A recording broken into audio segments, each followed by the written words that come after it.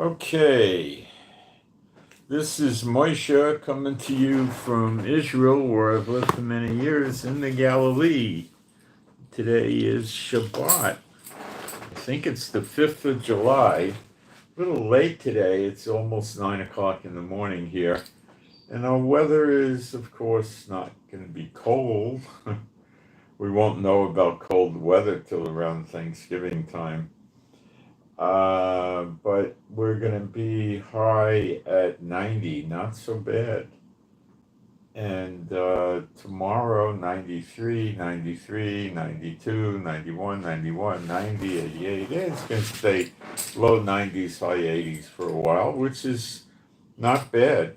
It beats 100, you know. We even get 103, 105, and stuff like that, you know. We get,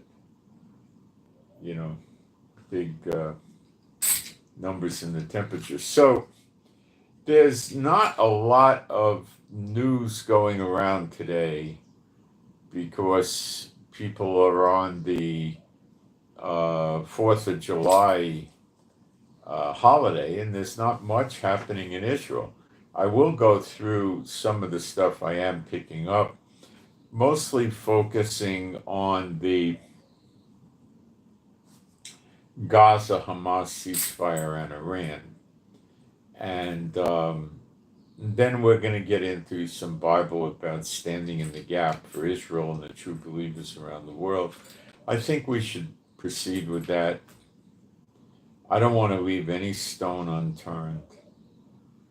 Okay? And if we don't do it, who's going to do it? And then we're going to talk about artificial intelligence, and I'm going to definitely show you the bad uses of artificial intelligence. And that would be trying to interpret the Bible with it, and we'll actually try it online. I'll show you how stupid that is. But on the other side of the fence, it's good for some things, and I'll show you about some of the things I know it's good for, because I've been doing it. Google has an AI thing going on in it now, and it's, for some things it works. Like if you're going shopping, or, let's say you were going to buy some Skechers sneakers, and you put in, is the Skechers sneakers product number, PB111Y, or whatever the heck the number would be, any good? And the AI will come up in 3 seconds for me, usually 4 seconds, 2 seconds, and tell me what the summation of it is on the internet with reviews and stuff like that. Now, that's good, because I used to do this the same myself, but I'd probably have to go through, 5 or 10 websites till I could figure out what's really going on and if they're phony websites and stuff like that. People have been snookered by people reviewing products that are garbage. This goes on with supplements, for instance. They frauded, and the artificial intelligence in social media is very, very high. There's a lot of moron shorts on the YouTube now. I wish they disappeared altogether. I wish they didn't do this, but they do. And they're a meaningless waste of time.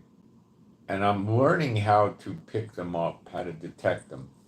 And as soon as I realize that this is, and it doesn't have to be a short, as soon as I realize this is AI, I just get out of it.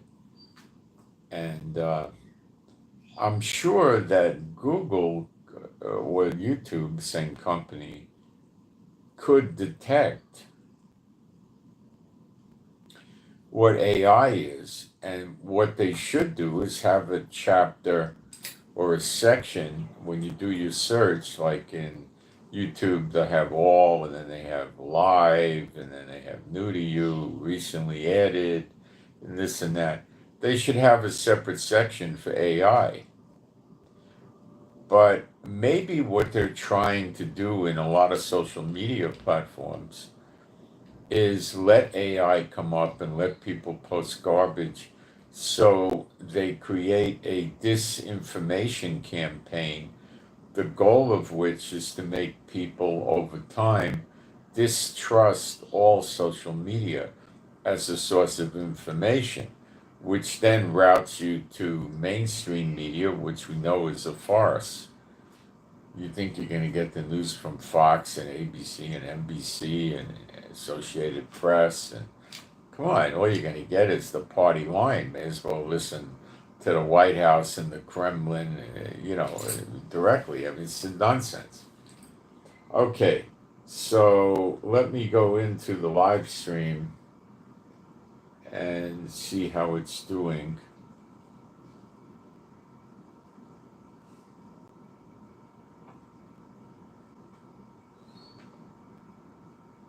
Like, do I have sound and picture? Little things like that, right? All right.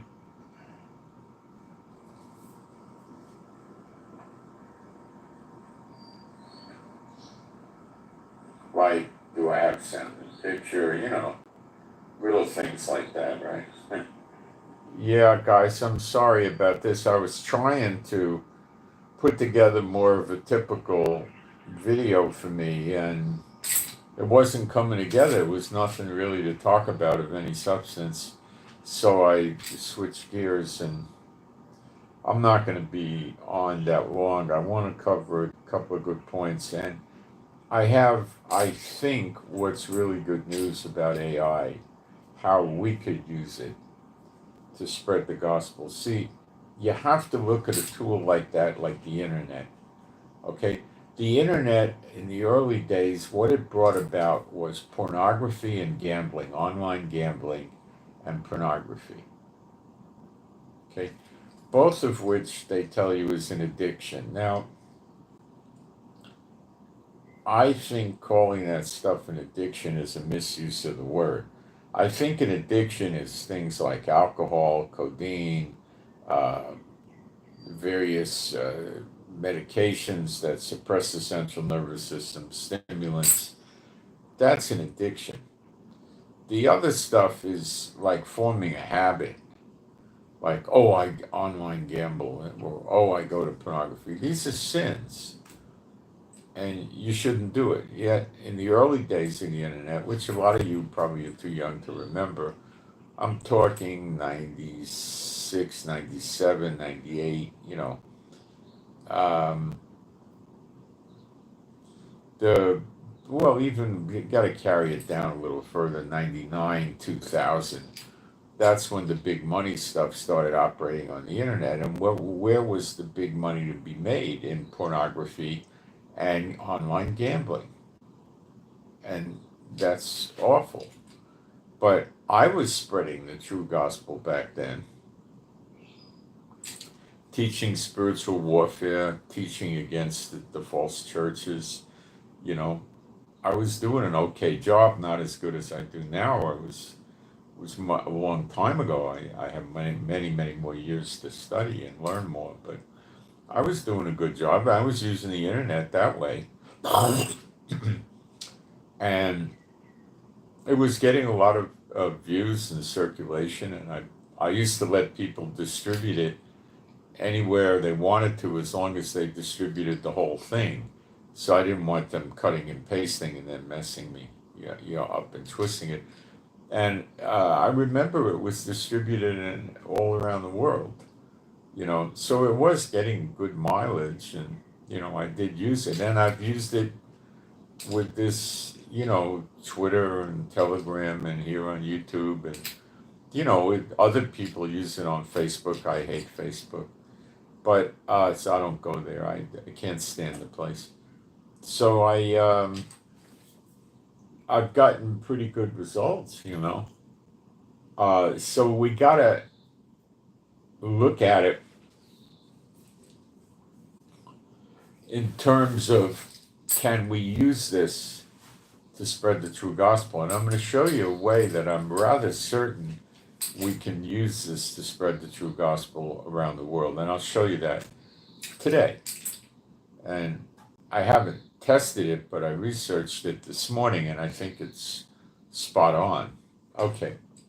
So what we do is we use these modern technology tools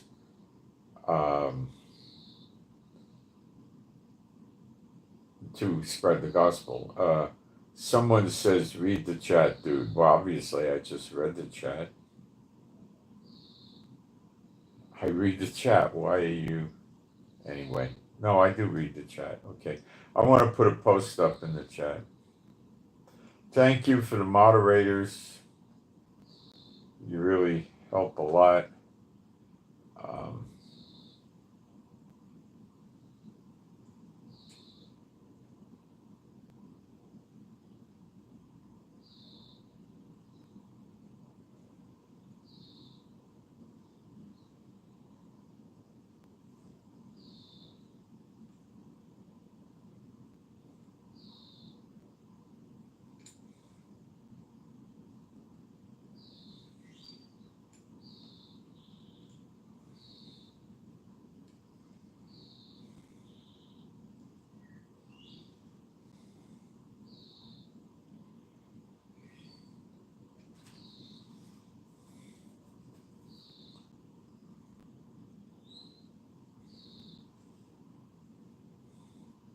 I think I'm finished with my post. I just want to make sure I didn't typo it.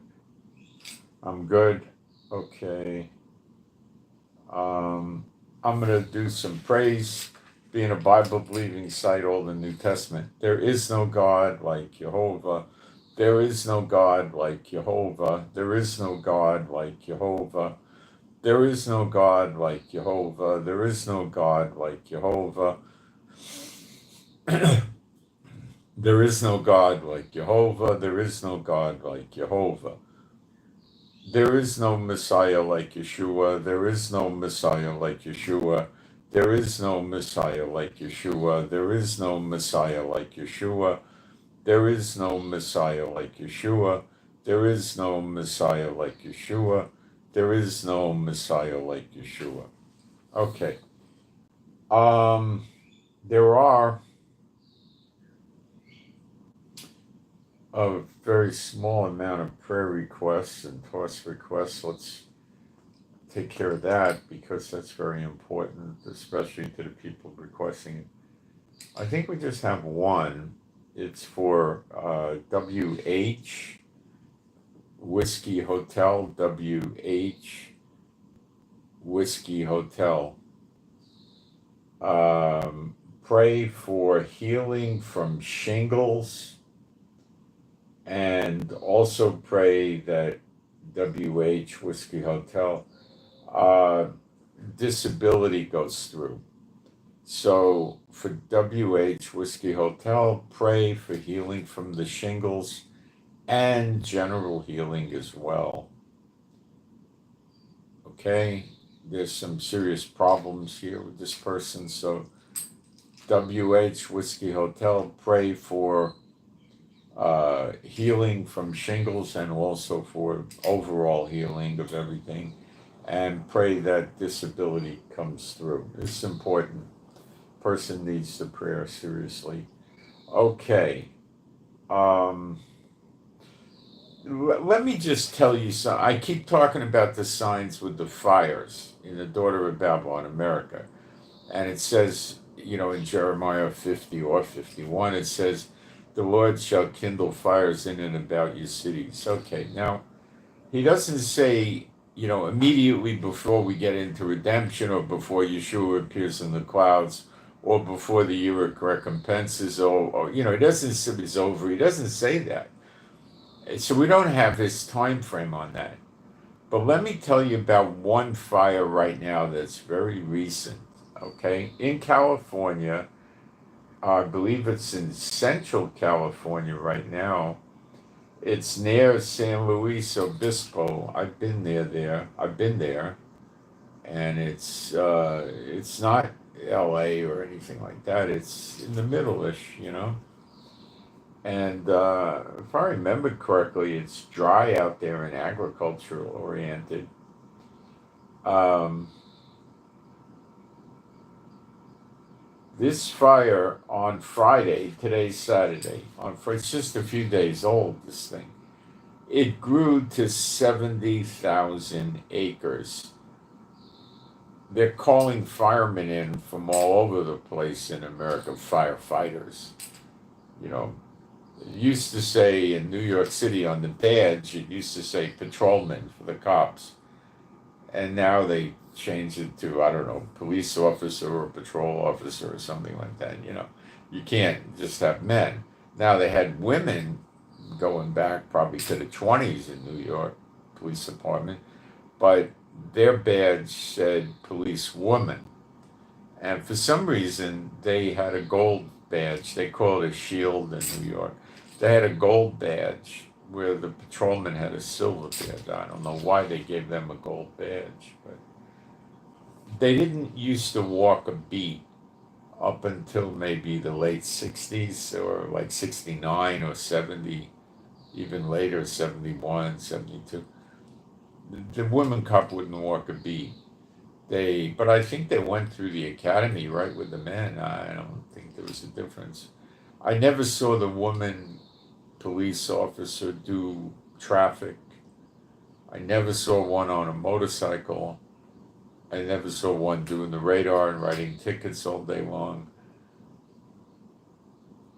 And I never saw one walking a beat. In the 70s, I did. I did start to see it then. They didn't use them for that way. So what did they use them for? Well, juvenile, when you're dealing with small children and even not so small children, a lot of times they prefer to use a woman police officer, so they use them there. Now, working in the prisons and detention facilities, that's different. That would have come under their corrections officer. And I imagine they always had female corrections officers because they have female prisoners. So, but that's a separate department. I never saw a female transit cop until after the beginning of the 70s. I never saw a transit cop or a sanitation cop that was a female. Nor did I ever see a housing authority cop that was a female. So what the heck did they do? Did they work undercover? Yeah, they did that. Did they use them for surveillance? Yeah, they would. Because they would, if they were watching, if they were sitting in a car watching something, the bad guys would likely not focus in on them being a cop. Also, for surveillance, for following in a vehicle or on foot, they would be at an advantage. If I thought a woman was following me and I cared about it, which today I wouldn't care, what would I care? But I mean, if I did care about it, I'd go into a department store and start looking at men's underwear. And if the woman came close, it would be awkward for the woman. And if she didn't come close, then I could lose her.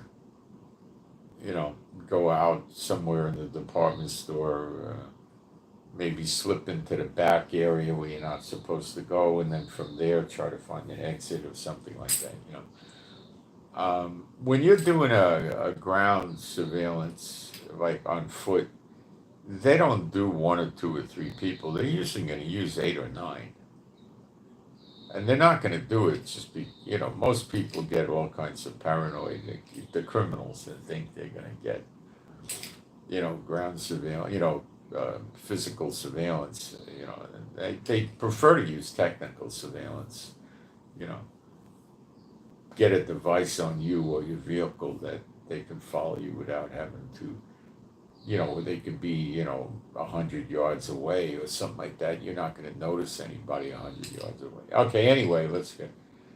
I used to work in law enforcement, so let's get back into this thing. These 70,000 acres. I want you to understand how big this is. Now, I'm going to use an example of something that many of us will know. But unfortunately, we went there before we were better informed and knew any better, and it's a highly demonic place. But we didn't know any better when we went there. And that's Disney World in Florida, not the little one in California or the little one in Paris or anything. I'm talking about the one in the general Orlando, Florida area, the Disney World. That's all the 4 or 5 parks, the water slides, the whole bit, the hotels, all of that massive area is 25,000 acres or 40 square miles. This fire, as we speak now, I'm reasonably sure, is 3 times, or just about, or maybe more than 3 times. It's about 3 times larger than the whole Disney World plot of land. So wake up. On my Telegram, I put a lot of earthquakes in. There's a lot of earthquakes. There's a lot of columns of smoke, which is volcanoes. There was heat waves. Storms are coming. Everything. The weather's weird. Guys, the fires are there in Canada and America. I'm not so sure why Canada. Canada cannot be the daughter of Babylon unless Trump incorporates it as a state, which I think is dead. Because it's not it. You can't hold Canada responsible for what America did. It's not America. They don't vote in America. They don't put these people in control. They're not partakers in the sins. Is Canada an immoral government run by bums? And yeah, of course. And they have all the sins too, but it's still not the daughter of Babylon. So why would you want to hold the Canada responsible for the sins of the daughter of Babylon? That would be unjust. But it has its own sins, and maybe that's why, I don't know. Alaska got a bunch of fires. So this fire is growing. I don't think they have any containment on it, or if they do, it's minimalistic. And it's growing. It's got an excellent chance with dry weather of hitting 100,000 or more acres, a lot more even. And you're going to get evacuations and everything else. So the last round of these California fires was in Southern California. Now we're moving up to Central.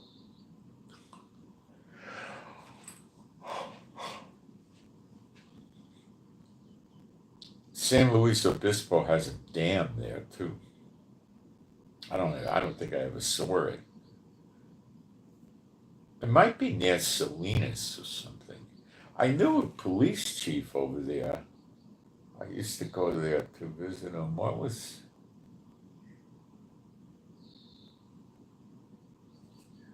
It might have been San Luis Obispo, or it was definitely one of the cities right near it.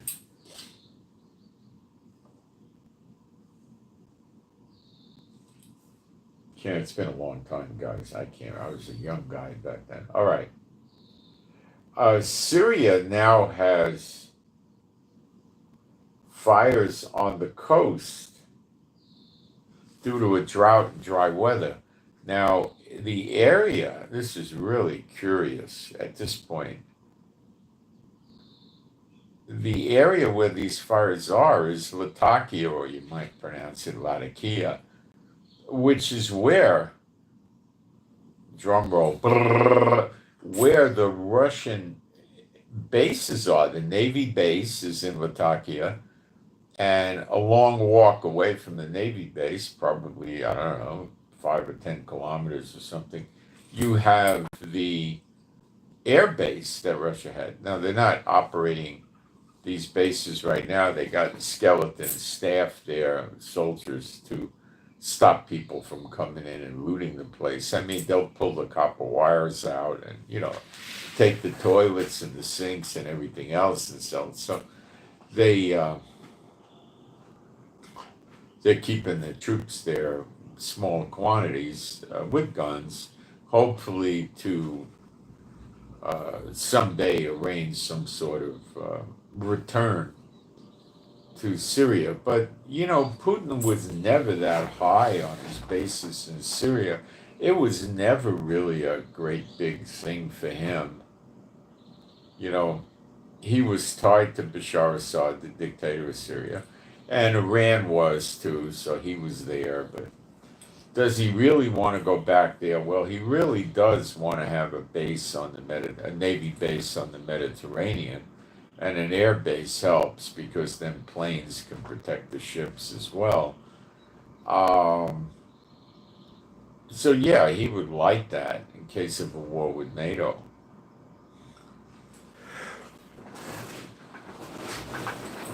But I don't think he's getting anywhere with the new dictator. Well, the new the new ruler or top dog in the HTS government now running Syria. As far as I know, I called him a dictator. Well, he didn't stand for free election that I can remember. So what is he? You want to call him a king or an emir, or go ahead. It's all the same thing, dictator. That's the Al Qaeda ISIS guy with a new paint job, a new haircut, new suit. It's like a new paint job for a car. Makes the car look, nice and different, You take a car that's white, and then you paint it fire engine red, it puts a whole new look on the car, So they put a whole new look on this guy, but he's the same garbage, So he's not playing ball with giving Putin the bases back unless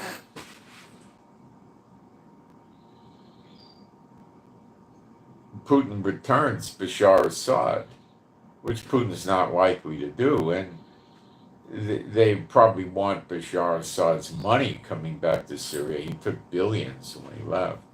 And he probably paid Putin a generous commission on that. I mean, if Putin was a good guy, he took 5%. If Putin wasn't a good guy, he took 30 or 40 or 50%. I don't know. You don't hear a word from Bashar Assad. He's just nothing.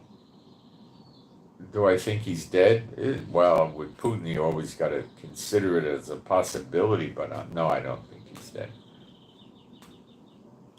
Putin would keep him alive for years with the possibility of a return to Syria.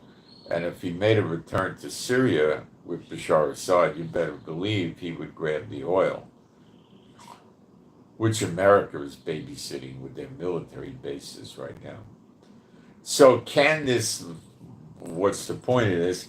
Can this Latakia base burn? Yeah, sure. Do I know if it's burning right now? No. But I'll dig into it and we'll find out soon enough. But it's a serious fire. Turkey has serious fires. Now, they like to have the name of their country pronounced Turkiya. That's the real name of Turkey. We say Turkey because, we say Gulf of America, instead of Gulf of Mexico, we say Gulf of America. So we say Turkey, but it's Turkiya. I'm not saying the Gulf of America should revert back to Gulf of Mexico. I really don't care what they call it for the next few days or weeks because it's the end of that. Okay.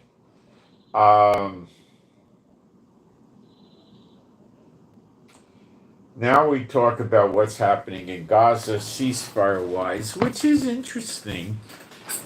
We don't know what the Hamas jackasses came up with, but they did say to the negotiators, which I believe was Egypt and Qatar, that their response to this Witkoff-Trump ceasefire proposal was positive.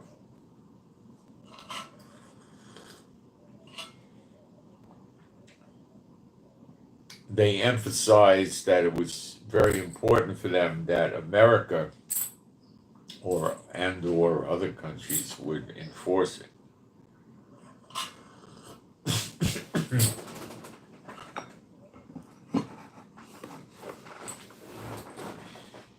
However, they did not talk about many things, such as Israel pulling out on a permanent basis, guarantees that after 60 days the ceasefire continues if it's not breached. They didn't talk about the hostages. They didn't say how many hundreds or thousands of prisoners in the Israeli jails they want released. They said they did want an expansion of humanitarian aid, and they were very vague. This is what the takeaway or the importance of this is. Number one, Hamas is not in a comfortable position to go and say to Witkoff, after the Iranians got a taste of America along with Israel, he wouldn't want to say no to them. So he wouldn't turn around to Witkoff and say no. But he also didn't say yes. Did he? No, he did not. What he did say is, if we can't get an honorable ceasefire, then we're going to just continue with martyrdom. In other words, you're going to have to kill 20,000 or so of us. And do you really want to do that? I don't think Trump wants the heat from that, and I don't think Netanyahu wants the heat from that. They would both rather have a dismantling of Hamas, Palestinian Islamic Jihad in Gaza, and get them out of there. But Trump wants the place for himself, so that to make it into gambling casino resorts and golf resorts and that sort of stuff, discount shopping malls, duty-free shopping, probably put a Warner Brothers theme park, Disney theme park, or Great American theme park, or some others in there. Maybe Ferrari World, or, there's a lot of stuff they can put in there that would, look, prophetically it ain't going to last. Prophetically the land goes to Israel. But this is Trump's delusions. The heathen imagine a vain thing, okay, and the Lord laughs at them. That's the scriptures. And that's what Trump is doing, because he's one of the heathen. And so's Netanyahu, the guy with those parades through Jerusalem and Tel Aviv every year. You think he's not a heathen running those parades? That's a grandiose insult to God. And he does it every year with pleasure. So come on, let's get real. Trump never tells him that he shouldn't do that. It's a bad idea. He doesn't care. Trump likes it, probably. So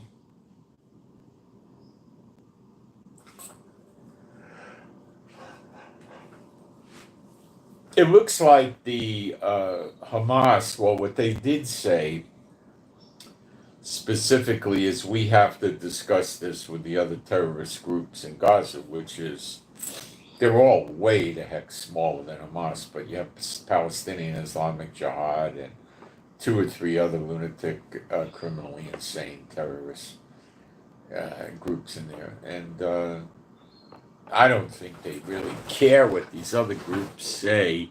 Maybe a little bit with Palestinian Islamic Jihad, but it would be slight, if at all. May not even be at all. They're just saying that for a reason to, not give an answer.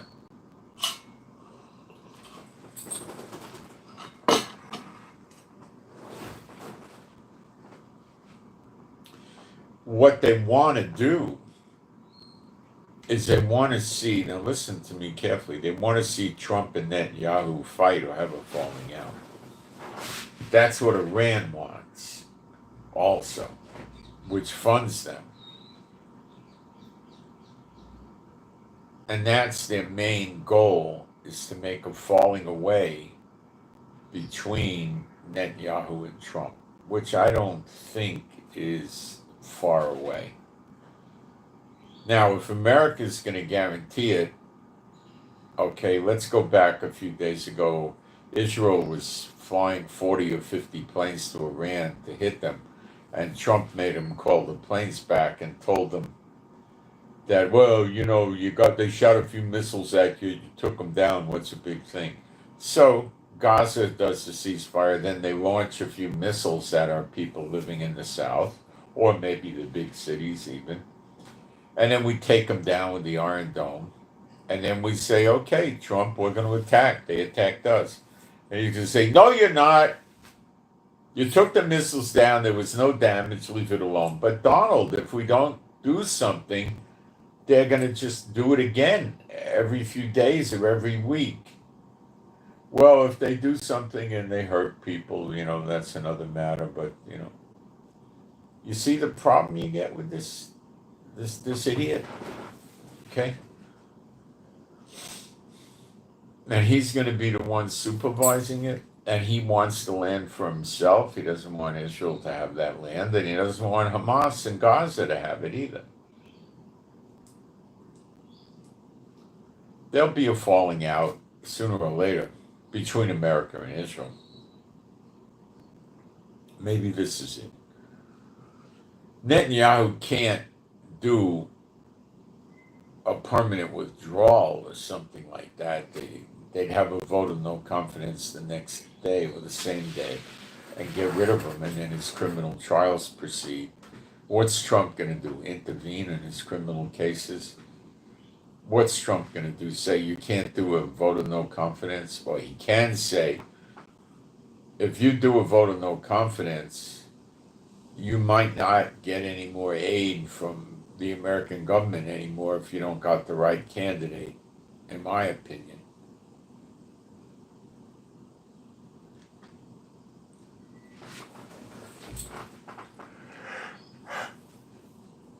That would scare the Israeli public rather significantly.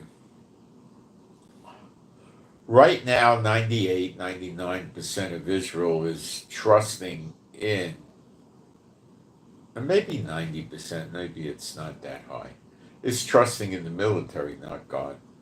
Okay? Some of the Orthodox, not so much the ultra-Orthodox, the Orthodox may actually be trusting in God, I don't know.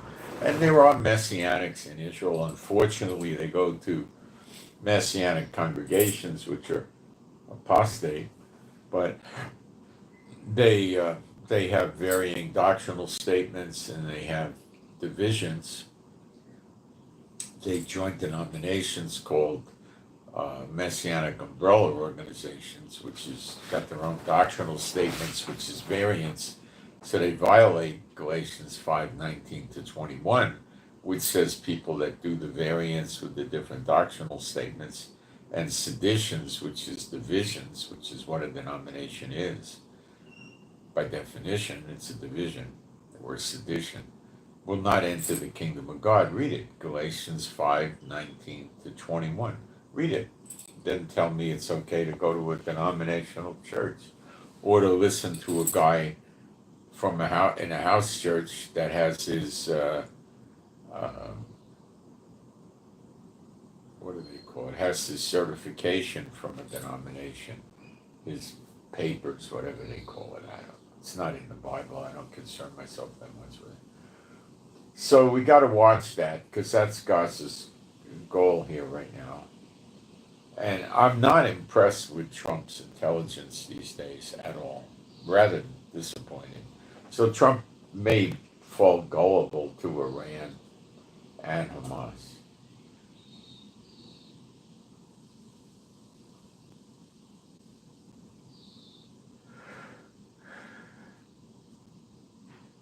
So they're going to come out with a statement in the next day or two, I guess, or 3 or whatever.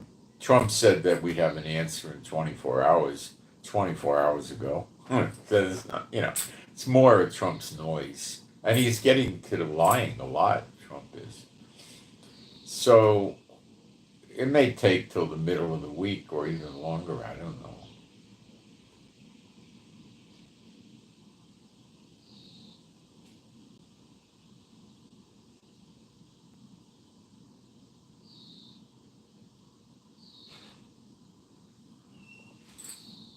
But I'm not optimistic. When you're dealing with Gaza or Iran, being optimistic is a stupid proposition.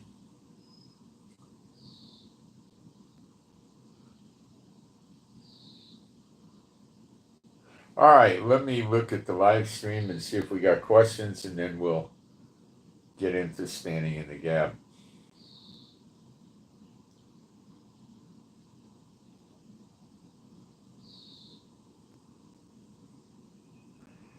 Someone says, I live in a province called British Columbia, so perhaps parts of Canada qualify. It's impossible for Canada to be treated as part of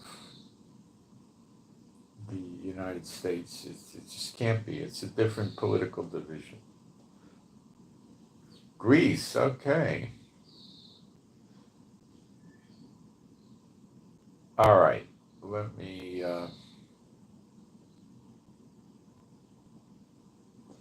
get into this with standing in the gap. Let's do the scriptures first. Ezekiel 22, verse 30. Oh, that's not King James. I think I have it in King James.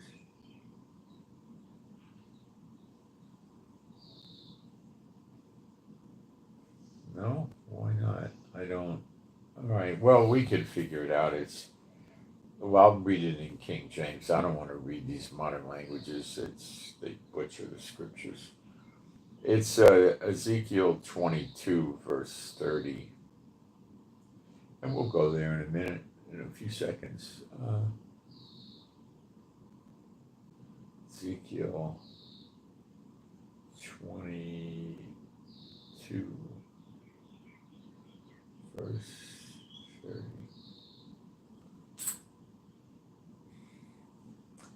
And, well, we'll go to 29, see what happens over there. The people of the land, that's Haaretz, have used oppression, speaking of Israel, the land of Israel, have used oppression and exercised robbery and have vexed the poor.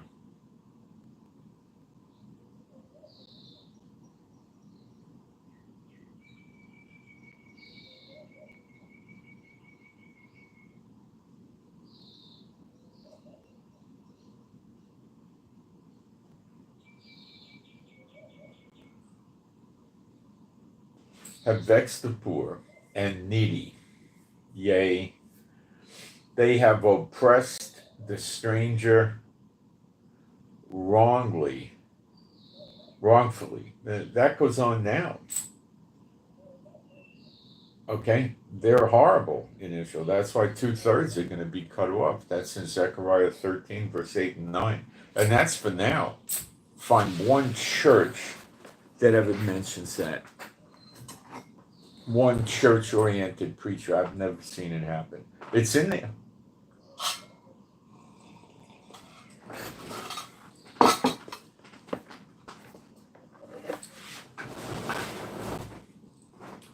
They prefer lies. Verse 30. And I sought for a man among them that should make up the hedge and stand in the gap before me for the land, that I should not destroy it, but I found none. Therefore have I poured out my indignation, my anger upon them. I have consumed them with the fire of my wrath, and their own way have I recompensed upon their heads, saith Adonai Yehovah. Okay, now where do I think maybe, now I'm just trying to cover all our bases. We're the only ones that I know of with the true gospel. I wish there was more, there's not.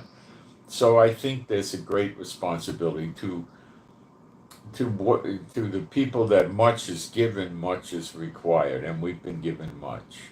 So let's go to Jeremiah, let's use 46, verse 28.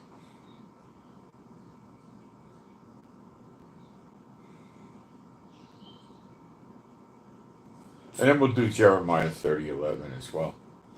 Fear thou not, O Yaakov, my servant. So he's telling us you don't have to worry, saith Jehovah, for I am with thee, for I will make a full end of all the nations whither I have driven thee.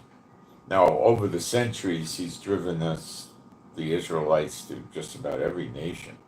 So they were all going to go, not the people, but the countries which are built on Satan, where all their cities and all that, that's going to go. But I will not make a full end of thee. Speaking of Israel, a full end, well, the 2/3 are going to go, but here in the land, but correct thee in measure, yet will I not leave thee altogether unpunished. So do we really need to stand in the gap? It looks like maybe we don't, doesn't it? Yeah. He tells us not to worry, but would it help to stand in the gap? What am I talking about? Pleading with the Lord to deliver Israel already and to deliver the believers on the next Exodus and get rid of this rotten government of Israel and put in the two witnesses as the judges. I think so. Is it sin for us to do it? I can't imagine how that could be the case. I can't. Is it wrong for us to do this? I can't imagine it. Are we well intended by trying this? I think so. So I'll come out with a prayer, and if you feel inclined, you can agree with it if you're a true believer. My Heavenly Father, Jehovah, I come to you, B'Shem Yeshua HaMashiach, and plead to you for Israel. I pray that you would end the punishment of Israel. I pray you would stop the heathen from harassing us and bothering us. I pray you would bring a swift end to this rotten government here and have the two witnesses as the judges run Israel. And bring peace and joy and mercy and calm to the people and bring on the year of redemption with the day of vengeance preceding it. And I know that we're not supposed to know the day that Yeshua, the hour Yeshua appears in the clouds either, but we pray that that would be soon too. And we ask for this mercy and this grace for Israel and all the true believers in the world, so we can be delivered from the rotten heathen and their false gods. Because we're all weary and we're all suffering. And we want to stand in the gap for ourselves and all the others that are even ignorant of such things as to what's going on, but yet are believers. And we pray all this together and agree, B'Shem Yeshua HaMashiach. That's really all there is to it. Spiritual warfare is, of course, a good thing, and that's not the same thing. But that's different, but it's not a bad thing.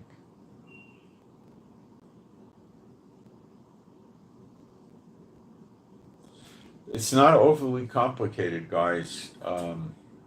That's it, basically. God destroyed the nation because nobody was standing up to stop him, like Moses did. He was going to destroy them I could find those scriptures for you. Hold on.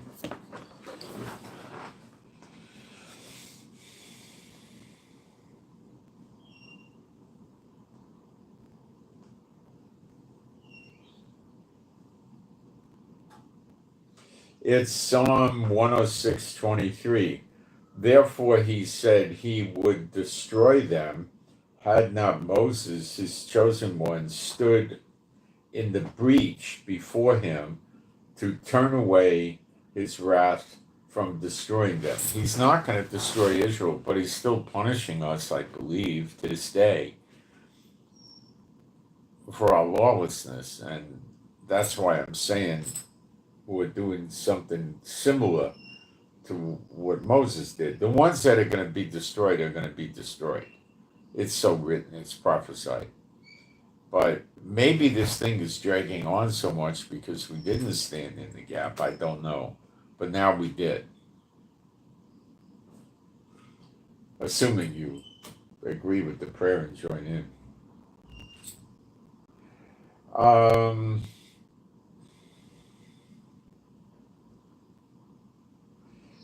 Isaiah 59:16. He saw that there was no man and wondered that there was no one to intercede. Then his own arm brought him salvation, and his righteousness upheld him. He's, I guess, speaking of Yeshua.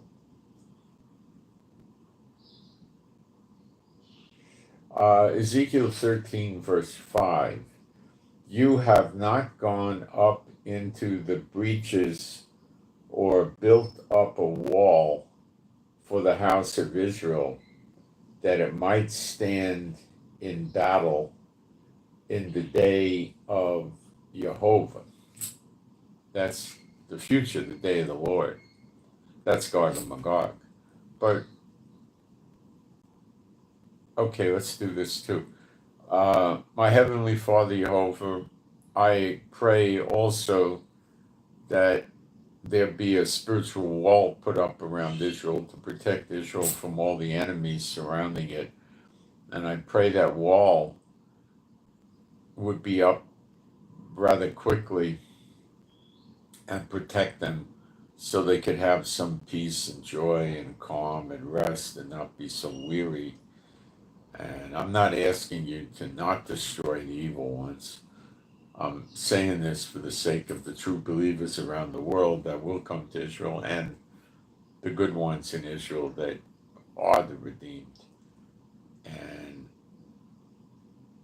I pray this to you, my Heavenly Father, B'Shem Yeshua HaMashiach.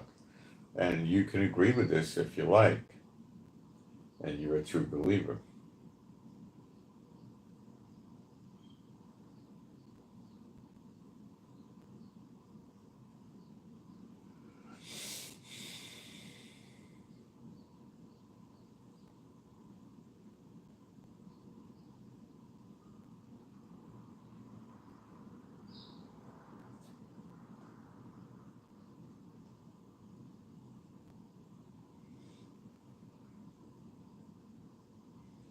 I didn't pray anything for the heathen, nor am I going to.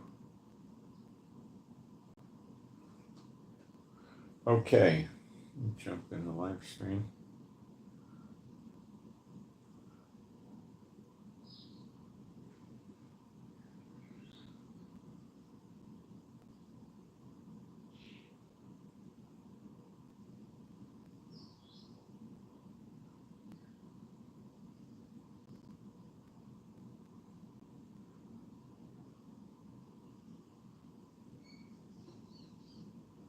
Where two or three are gathered together, there I am with you, Yeshua said.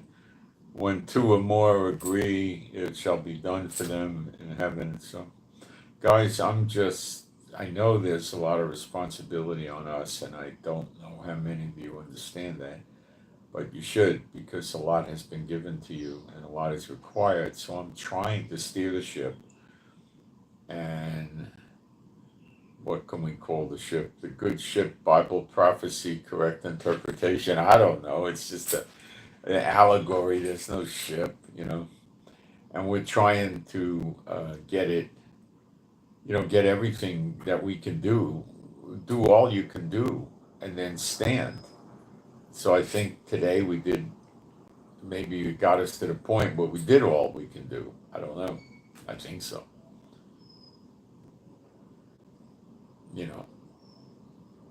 Now, some people in the world are so confused, they think the ships of Tarshish is a train. This will be a little funny, I think. Why am I saying that? Because they sing this song, there's a train a coming, all you got to do is get on board, you don't need no money or ticket, Well, no, it's the ships of Tarshish is one, there's no trains in Bible prophecy taking anybody to heaven or taking anybody to the promised land or anything, which is Israel, the promised land. So I don't know why they get into this with the train stuff. It's rather stupid, isn't it? It's like training the people to not follow the scriptures. It's like that other song. The hip bone connected to the thigh bone connected to this bone, and that bone, It's from the dry bones, bone upon bone, and the cartilage comes in the flesh, and it's the resurrection of the dead, of the Israelites that were slain, of the Israelites. It says Israelites, right? And what happens when they get resurrected from the dead? And it is a resurrection from the dead. They come to Israel. Because God bound up their ears, blocked their ears, and covered their eyes, lest they turn to him and get healed, before the punishment of Hosea 6:1 and 2, the 2,000 years, is fulfilled. But we're right at the time's up stage. I don't know if we're at the exact day or the exact week, but we're pretty awful close. But it's just not happening. It keeps dragging out,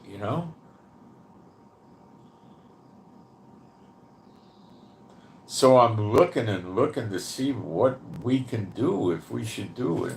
This is spiritual warfare and the prayer warfare, standing in the gap. I don't know what else to do. Pray if there's something else we should do that would help the Lord accelerate the process, that we do it. Maybe he's waiting for us to do something. I don't know.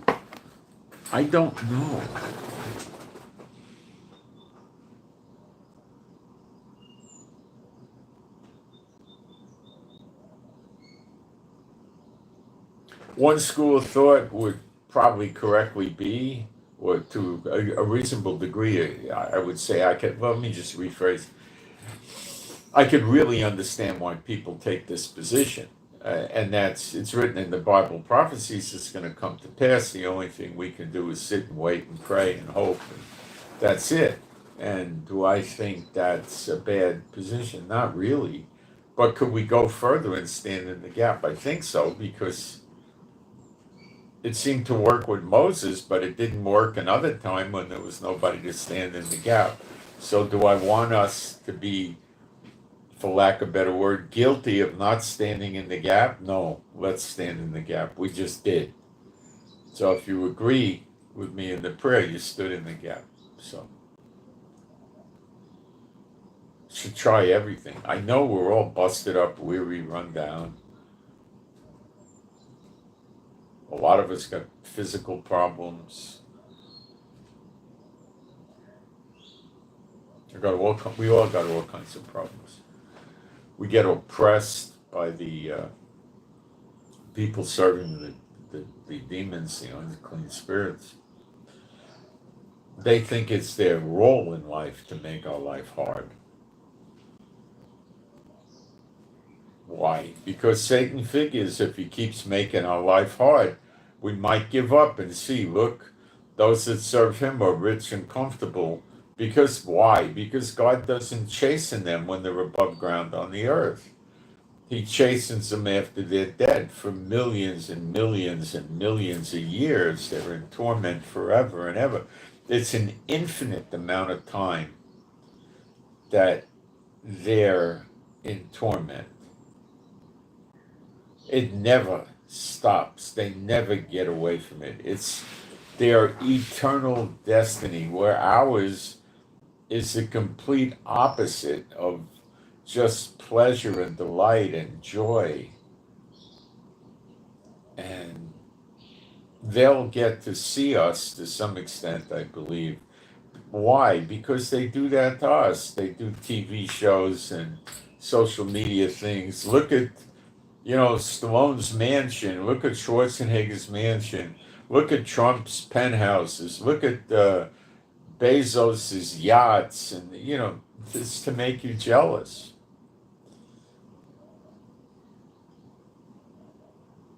You got it?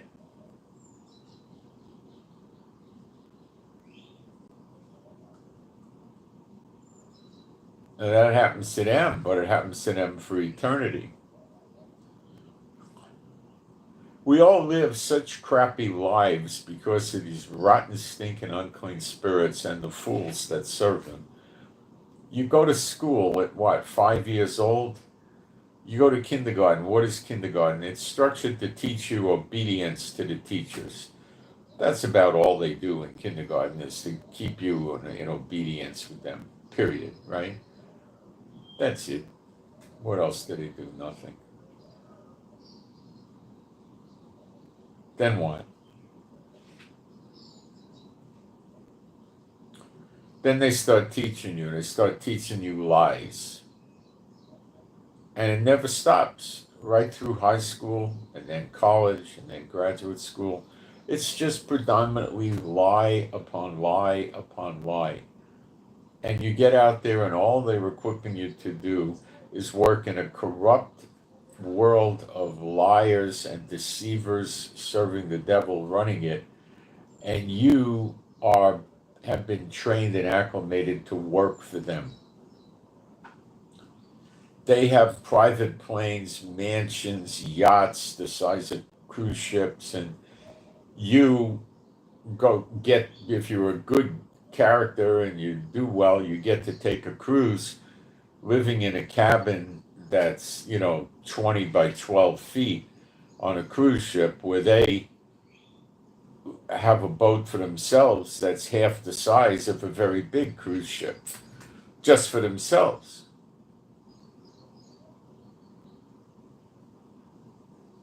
But you're supposed to think how great it is. Look, I'm on this cruise ship. But they got the whole ship to themselves. They got 20 or 40 people waiting on them and taking care of them. And you're out there waiting online to get into the show or to get into the dining room or get off the boat or on the, you squeeze in a little seat in an airplane and it's terrible, and they got their own airplane. You got an apartment. Wow, I'm happy I got my apartment, a townhouse. I got 16 or 1,400 square feet. How fortunate I am. And they live in 20, 30,000 square foot mansions with 10 or 15 people to wait on them. You get to buy a new pickup truck or an SUV every 2 or 3 years. They have 15, 20 cars. You got one apartment or one rented house or one small house. They got 10 or 12 houses. You go shopping, they have the shopping come to them, the people come to them. If you go to Bloomingdale's or Saks Fifth Avenue and those kind of Neiman Marcus, they have professional shoppers. They'll come to your house. They'll bring you stuff to your house. There's stores that if you are, you're the type of person that's dropping $400,000 or $500,000 a year at the store, or probably even $100,000 a year. You call your professional shopper on the phone and you say, "Well, I'm looking at getting a leather jacket. I'm looking at these three in these sizes." And the shopper says, "Okay, what I'll do is I'll overnight you all three of them, each one in two sizes, and you pick the one you want, and then you just repackage it and call UPS at our expense. I'll give you the label, and ship the one you don't want back to us, and I'll run the one you do want on your account. That's how they go shopping. They don't bother going over there and banging around in the store with the commoners.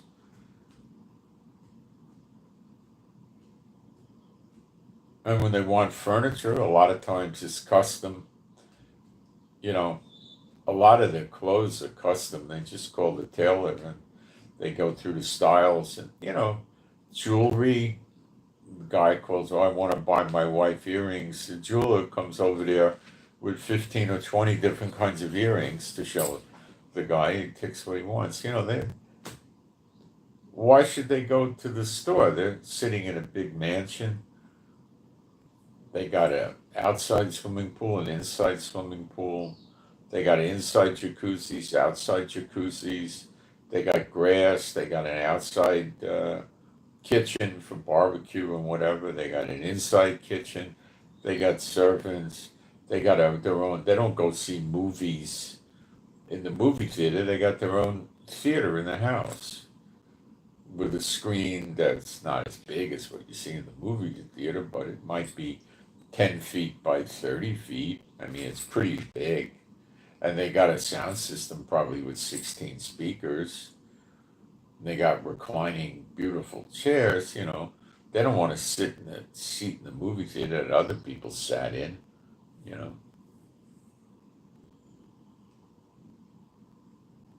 So, they're horrible to us. So why shouldn't we pray for a quick end to them? They're just going to keep tormenting us as long as there's breath in them. They ain't stopping. Do you see them stopping? Have you seen any Satanists convert yet? I haven't. Have you? No. They have phony conversions, but that's not real. Where they go to the church. No Satanist in his right mind, if he ever turned to Jehovah, would go into a church. Are you crazy?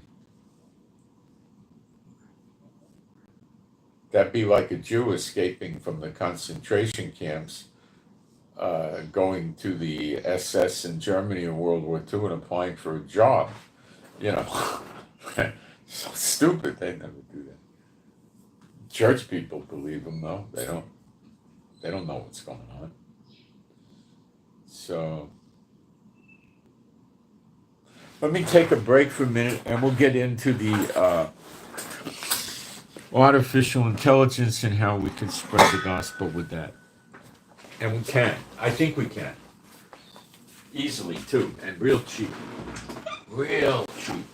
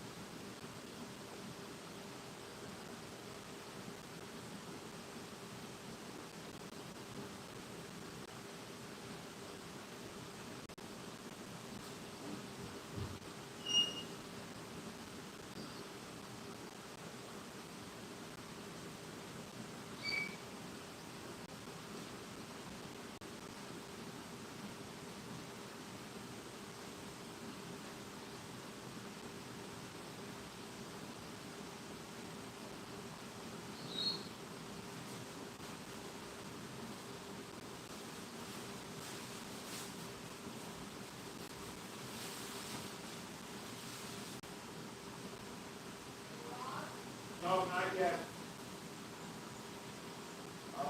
Yes, about 15, 20 minutes. 15 or 20 minutes.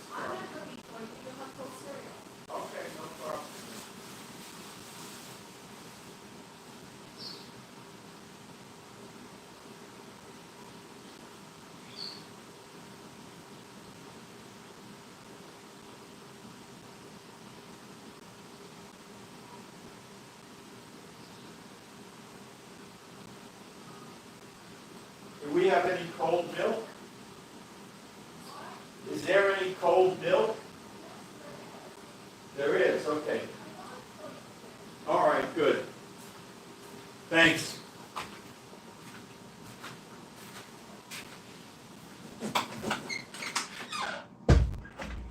All right, so how does this work? With artificial intelligence, what we can now do is take a video, like a YouTube video, and it will make a transcript of the video in English. Then it'll take that transcript and convert it into another language. Most of them use about 8 languages. So in other words, we can put it in Chinese or Russian or whatever. Some of these programs or apps have 100 languages, but I think if we had 8 languages, we'd be there. Pretty much, right? You want to get a Hindu dial, you know, Hindu. You want to get a India dialect. You want to get Russian, maybe French, Arabic, Farsi, maybe. I'd have to think about what languages for Africa. Cantonese, Mandarin, Japanese, Korean.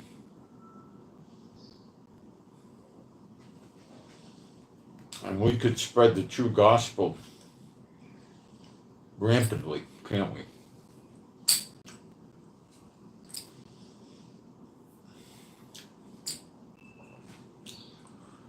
They could even make the video with me talking and dub it.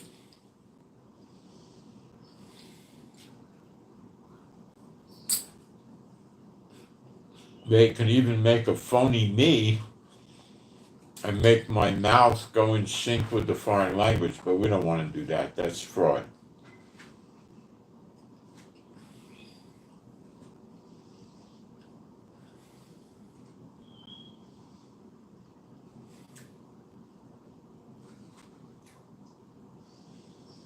And I'm coming up with prices for this of like $12 a month to use the service for this, which is nothing, really.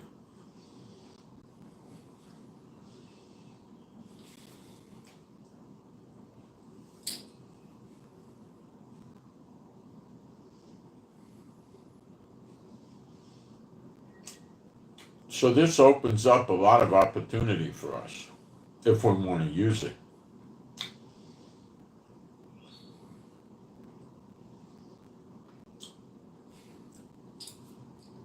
So I think the way to start is, if there's any of you out there that really know your way around with AI to this level, and you'd like to get involved with this, let me know. And you could always get the take my YouTubes and convert the videos and then send them back to me, and I'll put them up on my channel, because my channel will get greater circulation because it's 13 years old, I think, and has over 18,000 subscribers, so it'll circulate in the different languages.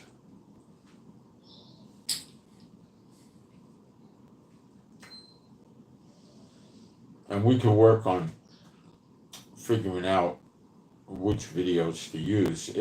I would like to start with this using a few videos in a few different languages, very small, maybe 2 or 3 in each language, and then I'll start making a series of videos without any news or anything, just Bible topic teachings.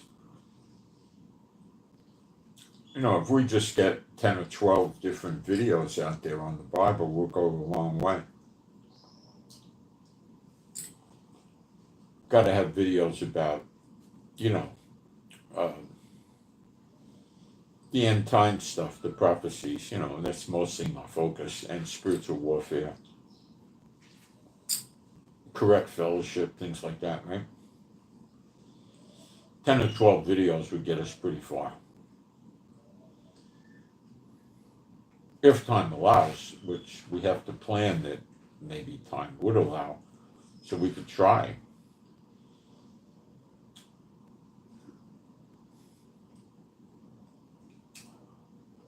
Just bringing the truth to one person will bring you great rewards from the Lord. Well, let's not try to get one person, let's try to get thousands and thousands.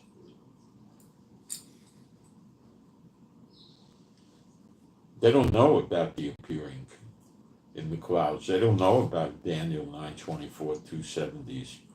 They don't know about Malachi 3 and 4. They don't know about Zechariah 12. They don't know a lot about a lot of things. They don't know when Gog and Magog is going to happen. They don't know the year of recompense is the day of vengeance, the year of redemption. They don't know about the moon turning to blood and the sun going dark, and then when Yeshua is getting ready to return, the sun goes dark, the moon goes dark, and the stars fall and don't give their light. They don't know this stuff. We could really help them.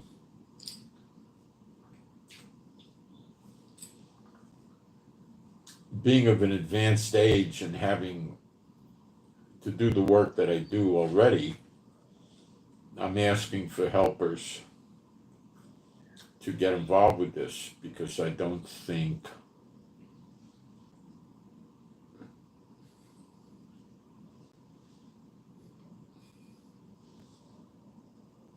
I can handle all of this and what I'm normally doing at the same time. Now, some of these AI programs, what you're looking for is take a video, translate it to another language. So in other words, you want to make the video over using a different language, taking out the English. You don't want to put subtitles on it. That's not going to get the people interested. Okay.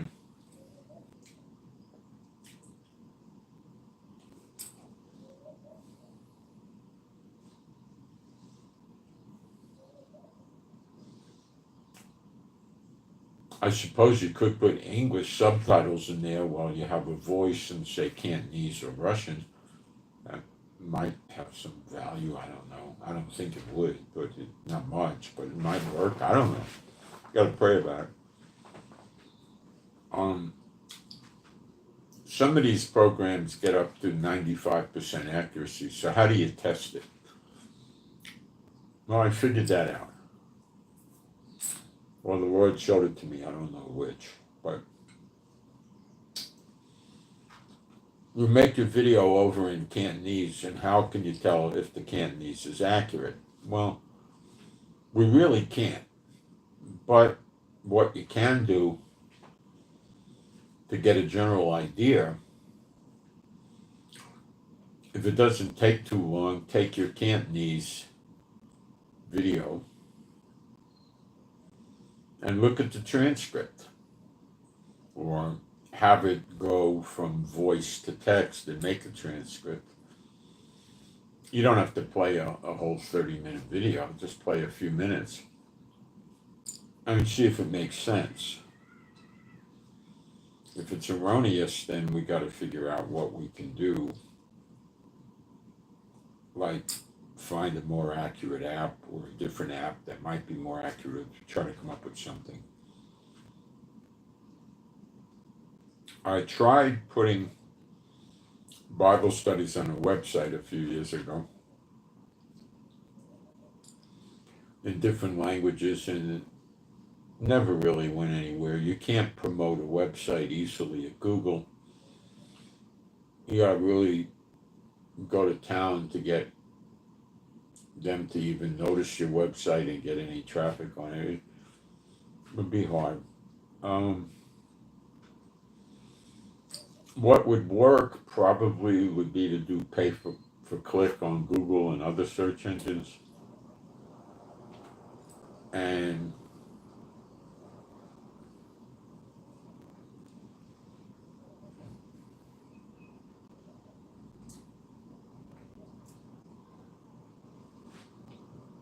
promote it that way. But you probably have to put, I don't know, probably someplace around $2,000 or $3,000 a month in for 6 months or so to get it going that way.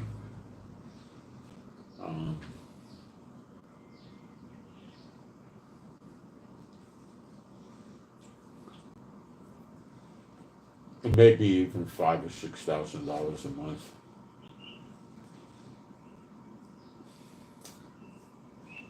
Starting a business these days, put $10,000 a month in advertising is not a lot.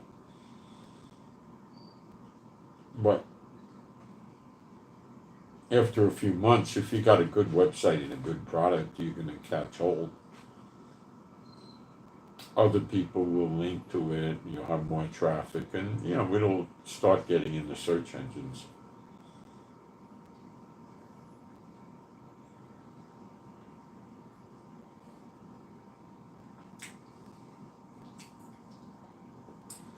You can buy advertising for the more obscure search words, which is a cheaper way to go, but you're competing against Satan bought false preachers that have a lot of money that are trying to sell stuff. And you got a problem there. But it's not a bad problem, but it requires a lot of money. I don't know how much, but it's not a little bit. This is a little bit of money.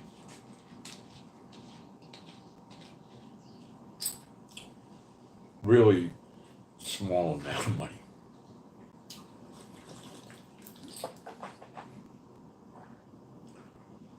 Vimeo, Vimeo, has a system.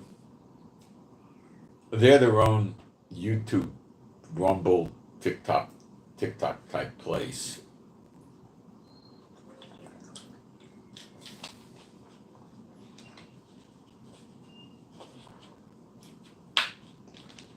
And they charge a lot more than the other places. You could get your videos done in other languages over there.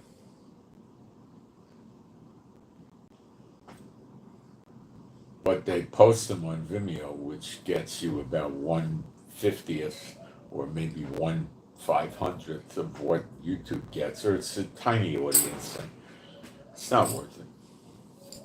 And to live stream there, I looked at, it's like $1,000 a month. It's just not normal. I don't like it.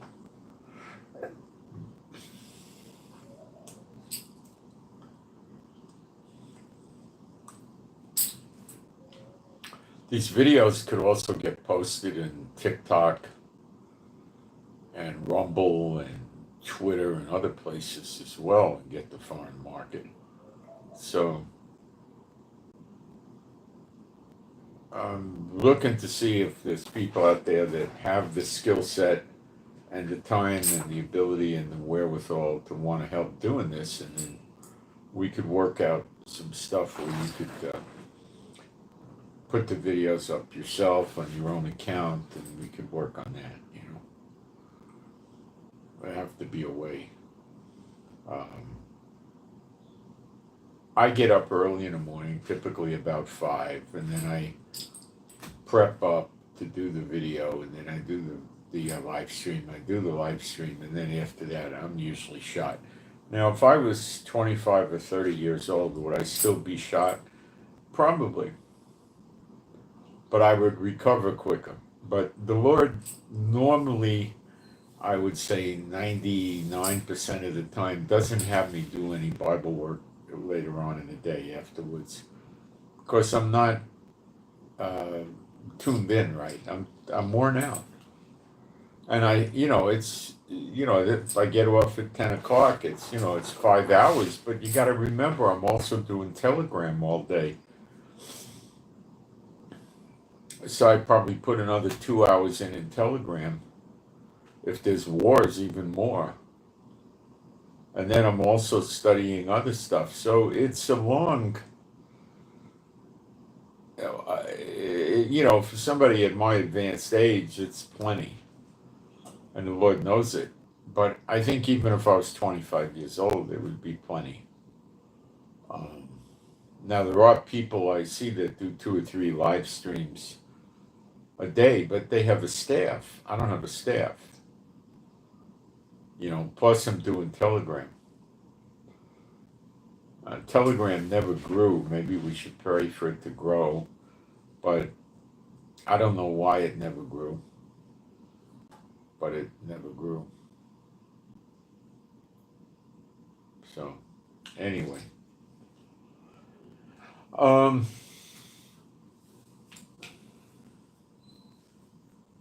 I mean, it's about 650 or something like that. I don't think I ever hit 700. I don't know.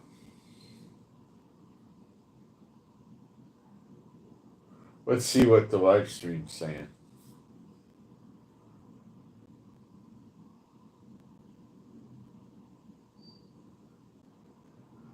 Anyone know what live stream? I came across one, I'll give you the name of it, that seems to be a good one. I wrote it down.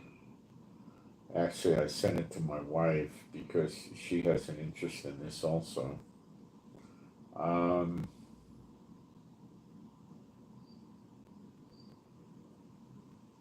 It's a good thing to try to help get the people into the true gospel. It's a really, really good thing. And I can't imagine you would not get rewarded for this. I am sure you would.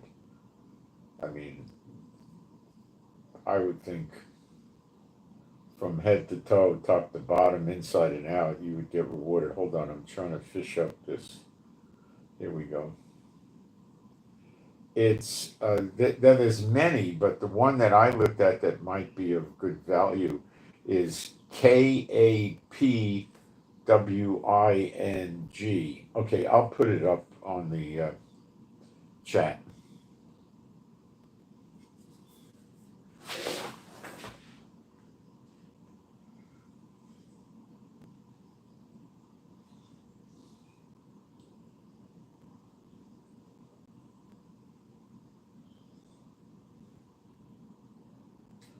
Okay, I guess you pronounce it Capwink.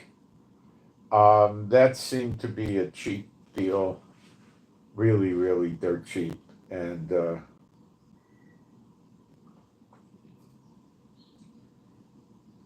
okay, somebody asked me a question. 1335 days. You're talking about Daniel. Okay, I know that passage. What is your question about that? Maybe you posted it earlier.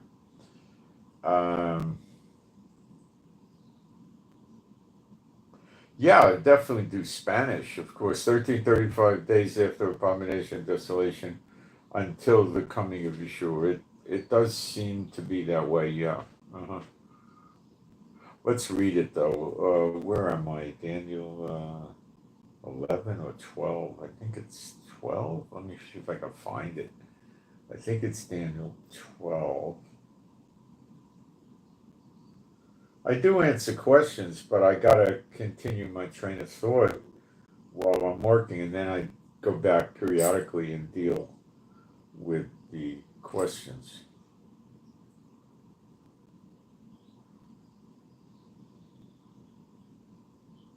Oh, I went in the wrong thing here. Hold on.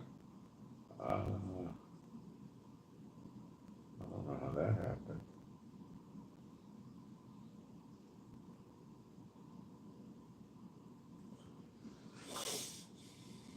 And from the time that the daily sacrifice shall be taken away, and the abomination that maketh desolate set up, there shall be 1,290 days. That's 1290. Now, what you need to do and I know they don't teach this, but it's in your Bible.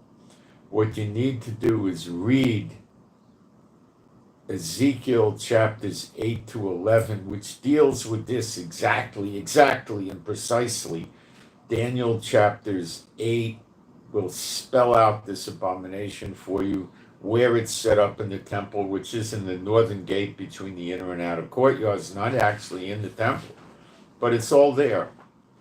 And it shows you in Daniel 9 that the true believers that are grievous over these injustices done at the temple get a mark in their forehead, the mark of the Lord, the Father God Jehovah, and nothing bad happens to them.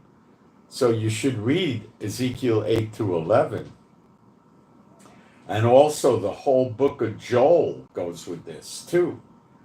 Because it's saying it from the day that the sacrifice shall be taken away. Well, you need to read Joel about that, Joel 1, 2, and 3. They don't teach you to do this, but I do, because it's correct and it's in the Bible.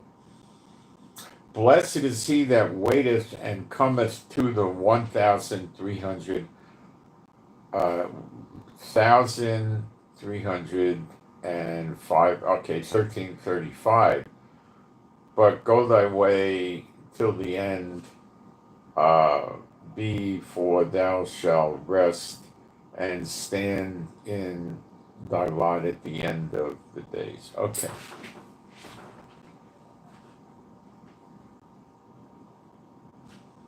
So that's your 1335. So from the 1290 to the 1335 days, 45 days, something happens there. Okay. So is that when the sun is going to go dark and the moon is going to go dark and the stars are not going to give their light? And that's the sign preceding Yeshua returning to earth? I think so, yeah. Yeah, read the book of Joel, chapter 2 specifically. It talks about that.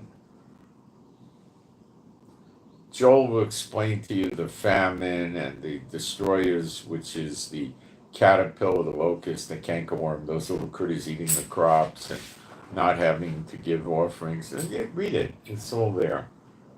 Okay. Back into the questions to see if we got more.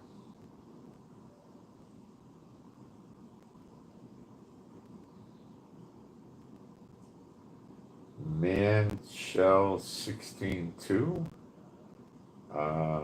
Or you may be thinking of Matthew 16:2. We don't have a book of man shall, but it could be a typo. Let's see if Matthew 16:2 has some relevance. Let's take a look. I don't know. And was transfigured before them, and his face did shine as the sun, and his raiment was white as the light. And behold, there appeared unto them Moses and Elijah talking with him. Well, they will erroneously tell you that the two witnesses are Moses and Elijah, which is incorrect. And I can prove it to you because Moses he died, and it's elected unto man to die only once, and the two witnesses died. So that's a good intro to let's see how screwed up artificial intelligence is, okay, when you use it on the Bible. So let's go to Google. We'll use their AI, and we'll say, is one of the two witnesses Moses?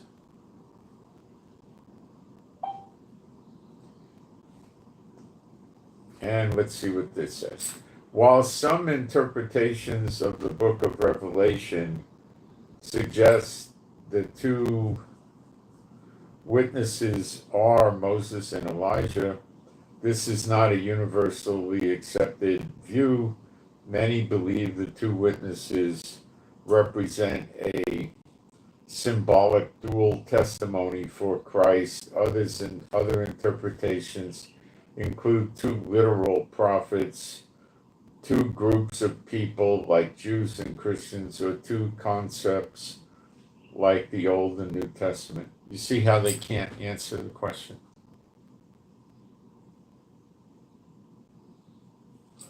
I'll put another one in.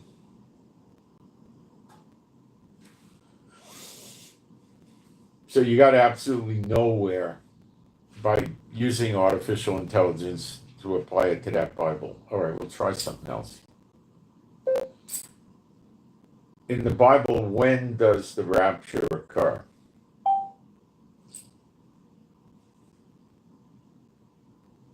Hold on, my stinking iPad cut out. In the Bible, when does the rapture occur?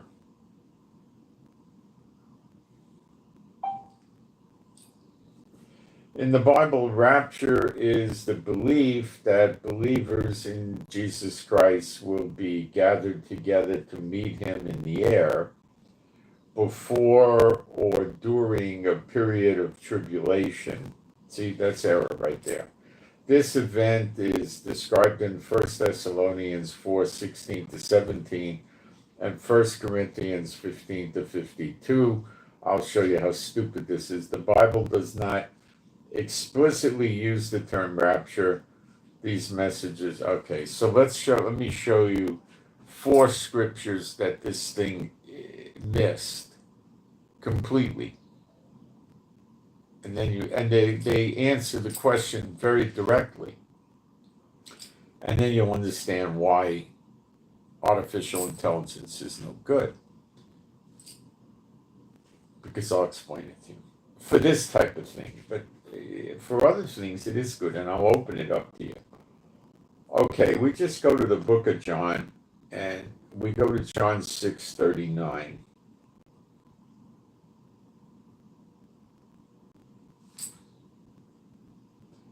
And this is the Father's will which has sent me, that of all which he has given me, that's all the believers, all of them, right? All of them. I should lose nothing, but should raise it up again, all of them, at the last day. Okay? Now, the last day has 2 meanings that are consistent with each other. The more simplistic reasoning is the last day is the last day. There are no more days. Can anybody take issue with that? That there are no more days when it's the last day? No, you can't. Now, when does that happen? Well, when you study Revelation 20, after the 1,000 years is over, Satan is released. So the millennium's over. We're now in the 8th day.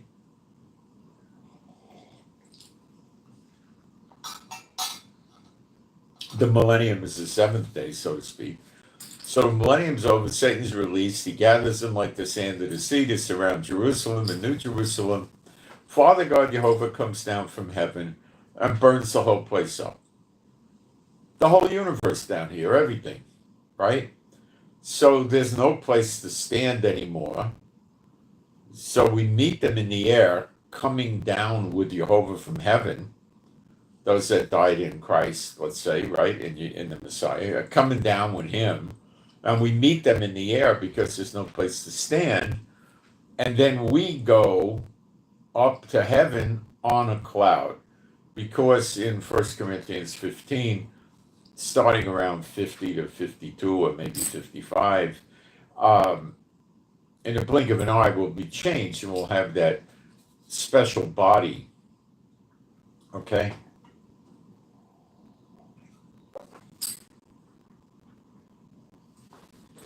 Apparently Yeshua had that after he rose from the dead because he was able to go up on a cloud to heaven. Apparently the 2 witnesses have that when they rise from the dead because they also go up on a cloud to heaven. Did Elijah have that kind of body? Well, I see no reason to say he did because he went up in a whirlwind. And what about Enoch? Enoch was just walking with God and then he was gone. But Enoch and Elijah come back again and then they go up on a cloud. See? It's thick. All right? Now, what's the other meaning of the last day? Well, this is true and real, but few know it. And I've taught it over the years.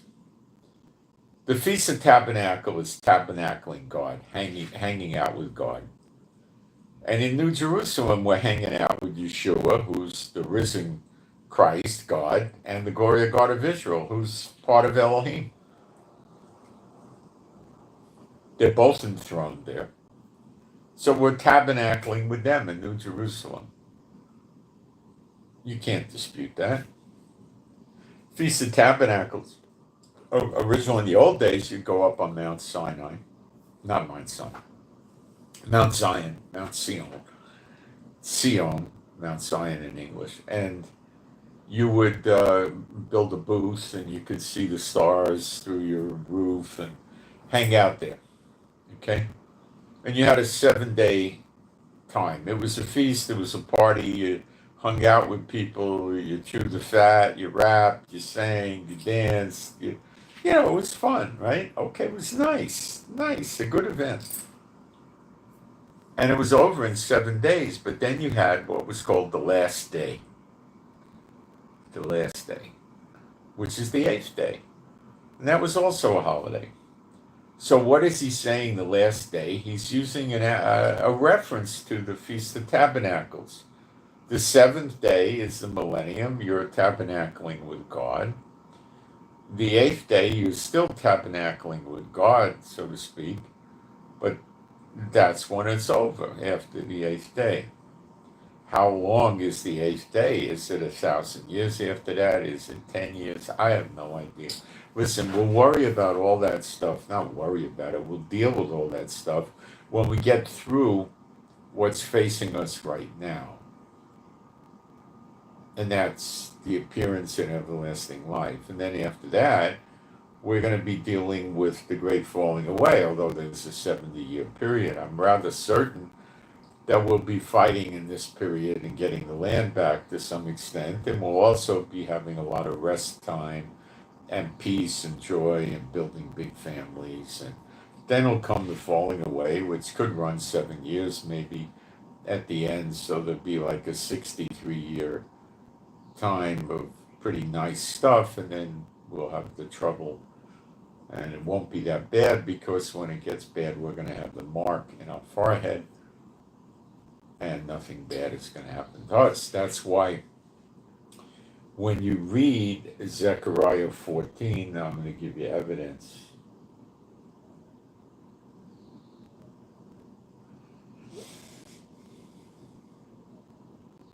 Well, I'm hitting Zechariah and getting Malachi. This thing is, I'm never going to buy another Apple product. They're so bad. Zechariah 14. What's wrong here? No, it's still not. It's such junk. Behold, the day of Jehovah cometh, and thy spoils shall be divided in the midst of thee. The midst means in Jerusalem, likely, but it could also happen all around Israel. It could mean that too. The day of the Lord is the day of Jehovah. They say Lord, but it's really in the Hebrew text, day of Jehovah. And that's what they call Gog and Magog, Ezekiel 38, 39. It's also the whole book of Joel. It's also Ezekiel 8 to 11. And it's also Zechariah 14, although they don't teach it because they don't want you to understand it. For I will gather all heathen nations against Jerusalem to battle, and the city shall be taken, and the houses rifled, and the women raped or ravished. Now, you don't read any of that in Zechariah 12. Of course not, because it's not an invasion. They're not taking Jerusalem. They're just laying a siege around us, outside our borders or on our borders. And they'll be attacking from outside. And half of the city shall go forth into captivity. Now, this is when the glory of God of Israel is standing on the Mount of Olives. When he sees the last one of the half go into captivity, he says, this is it. And then he rises up and fights for Israel. But the residue of the people shall not be cut off from the city. They don't even leave because they got the mark in their forehead in Ezekiel chapter 9. You read about it. They didn't have to leave because they were the redeemed, the remnant. The others, the bad ones, they go into captivity like slavery, and the women get raped, and when the houses are getting looted, probably a lot of them are fighting and getting killed. In verse 3 it says, then shall Jehovah go forth and fight against those heathen nations as when he fought in the day of battle. And his feet shall, now this is talking about the glory of God of Israel as I understand it, okay? And his feet shall stand in that day upon the Mount of Olives, which is before Jerusalem on the east. It's a third of a mile away. And the Mount of Olives shall cleave in the midst thereof. Now, you read about the glory of God of Israel leaving the temple in Ezekiel 10 and 11. And he goes and stands on the Mount of Olives in Ezekiel 11. And then he's waiting for the fulfillment of Zechariah 14, when the half of Jerusalem goes into captivity. Boom, then it's over. Then he splits the Mount of Olives open. People run through there to get safe. And he starts dishing it out to the bad ones. Their flesh melts off their bones, their eyes, and their sockets and stuff like that. That's the true gospel. That's the kind of stuff that we want to get out to the world if we can. If God opens this door for us with AI, I don't know yet. I hope so. But it's up to him, not us. We can certainly pray about it. My Heavenly Father, Jehovah, I pray to you that if it be your will for us to do this with artificial intelligence, to translate the videos with the Bible teachings into many languages and circulate them on social media around the world, I pray that you help us all that want to help in this to do it, make our way easy and straight and good, and we get it done correctly. And if you don't want us to do it, please make it clear to us. Or if you want some of us to do it and others not to do it, make it clear to us individually. And I pray this to you, my Heavenly Father, B'Shem Yeshua HaMashiach. Any true believers that want to agree with me. B'Shem Yeshua HaMashiach. Do all things in the name of Yeshua. Okay. So we're messing with artificial intelligence, showing how, bad it is. So I'm going to go back to the rapture and keep making the point in John 6. I did it one time to show you how Yeshua taught it to us. Okay? But to a lot of people in the church, they don't care what Yeshua taught. They're going to teach what they want to teach for their own perverted reasons. John 6:39 again. And this is the Father's will. So what is Father God Jehovah's will? Which had sent me, this is Yeshua talking, that of all which he hath given me, I should lose nothing. And they'll say, oh yeah, he doesn't lose anybody. And that's true. But should raise it up again at the last day. That's the raising up again. Now the next verse, John 40, what does it say? And this is the will of him that sent me. Everyone which seeth the Son and believeth on him may have everlasting life. All you got to do is read Zechariah 12:10, and that's when it happens, and that could happen today or tomorrow. The siege is already kind of in place.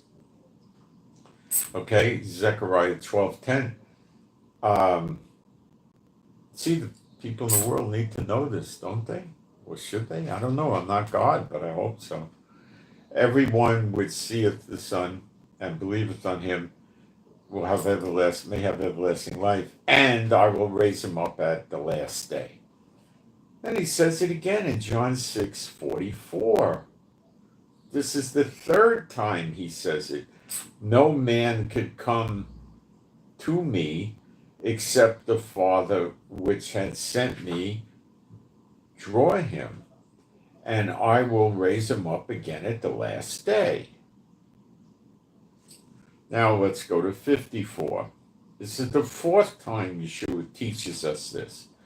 Whoso eateth my flesh and drinketh my blood, that's communion, hath eternal life, because they're believers, and I will raise him up at the last day. So what if they were believers and they already died? We raise him up again at the last day. He will. Okay, so 4 times Yeshua taught us this, and the church people never teach this.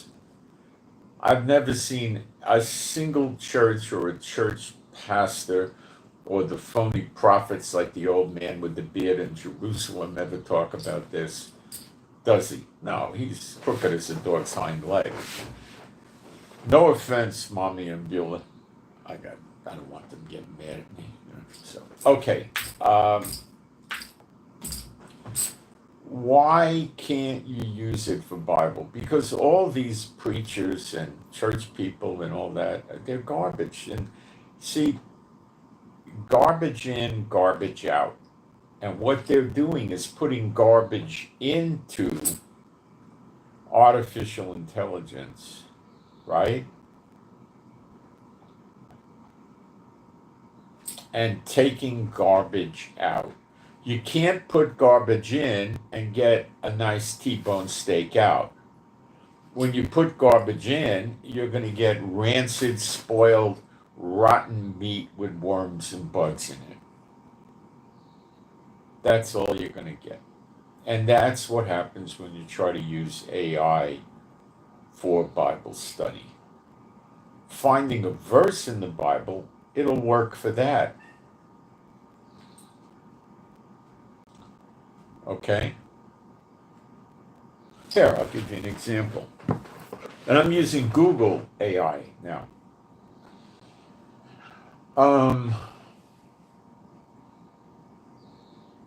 So I'll just do this with voice. Bible verse, cast out devils in your name.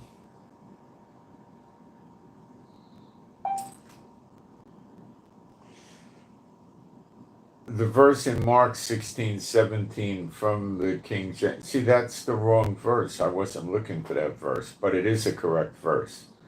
These signs shall follow them that believe in my name, they shall cast out devils. So it did give me it gave me a truthful verse, but I was looking for one in Matthew 7.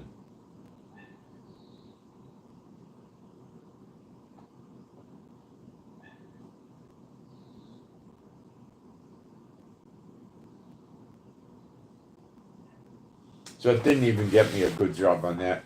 Now, let's try some other stuff and see what happens. I'll give you an example. Now, this is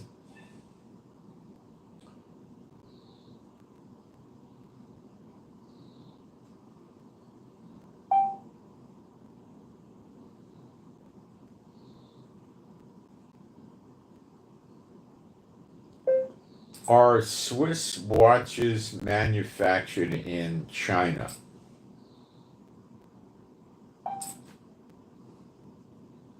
Well, this is the answer. Well, some Swiss watch brands use Chinese manufactured components. The Swiss-made label requires a substantial portion of the watch's value and assembly to be done in Switzerland, not necessarily 100% of it. The Swiss-made label requires that the movement is Swiss, The movement is cased in Switzerland. The final tests are carried out in Switzerland, and at least 60% of the production costs are generated in Switzerland. Brand use Chinese facilities for the parts, the cases, the dials, the bracelets to reduce costs. That is rather accurate. This is what it didn't tell you. 60% of the cost needs to be in Switzerland, but what they're not telling you is that covers that covers the marketing and the executives that live in Switzerland. It's the marketing department and all these people that work for the factories and the several buildings Rolex has over there in Switzerland. It covers their salaries and the marketing. And Rolex is spending a fortune on marketing. So I've studied this, okay, and I'll tell you, it was such a big secret that these Satan bots pulled off on the world. And it's the same as the bags, the purses, or you call them the handbags, like with Louis Vuitton, Chanel, and all these purses that seem to start at $40,000 and go up to $250,000 or $500,000 for some stupid handbag.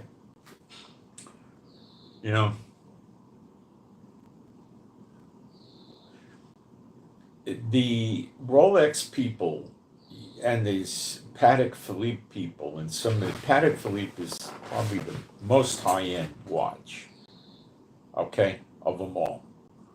Rolex is probably 2 or 3. It's good. Rolex is not what they call a complication watch. It doesn't do a lot of things normally, but it's a darn good watch. It uses a steel, I think its designation is 316L, or they used to use it. Patek Philippe still uses it. In the old days, when I was wealthy in the world, I used to buy watches like that. And the Rolex stainless steel was superior looking to any other watch. Well, what were the other watches you compare it to? Well, they looked like Casios and Seikos, which was basically looked like it was using beer can metal to make the stainless steel, where when you saw a Patek Philippe or a Rolex, it looked like a really good steel. Today, you could find watches in China that are $100 or so, less, maybe a few dollars more, definitely not $200, and sometimes under $100, like $60, $70, that are using the same 316L stainless steel, which is considered a fantastic stainless steel. And why is it considered that? Because it is. It's hard, it doesn't shatter, it's not brittle, it doesn't corrode, it shines, it's not prone to scratching, it's a great stainless steel. And it never used to be, now they're China's putting it in watches that you can buy retail at AliExpress for $70, $75 is using 316L stainless steel. Now, most of the desirability for a Rolex, a Patek Philippe, Omega, Blancpain, there's a million other, Breitling, is their big thing is automatic movement. That means this is a battery watch, but automatic movement is you move the watch, you walk, you shake your hands, whatever, and it spins a rotor and it winds a spring basically and it powers the watch.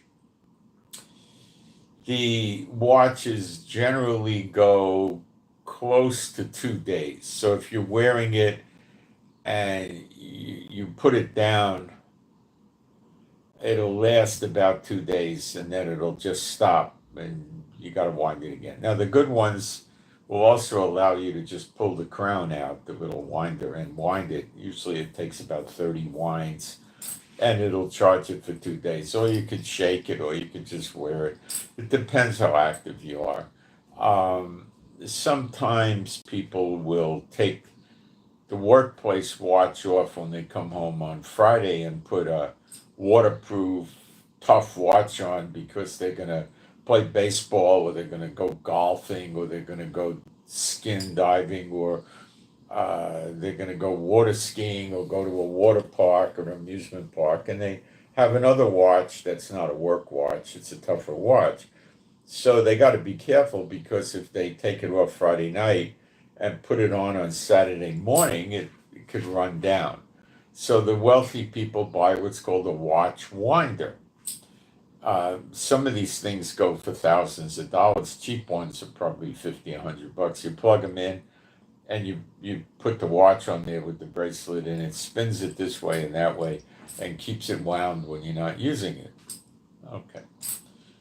Many years ago, I bought a cheap one of those once, and I thought it was so lousy it would break the watch because it didn't do a full rotation, and I thought it would just jam it up. I was afraid to use it. Yeah, the good ones are hundreds of dollars, and some of these people buy a big thing that has 10 or 12 watches in it with compartments. It's velvet, and they're all winding. It's fanaticism with this.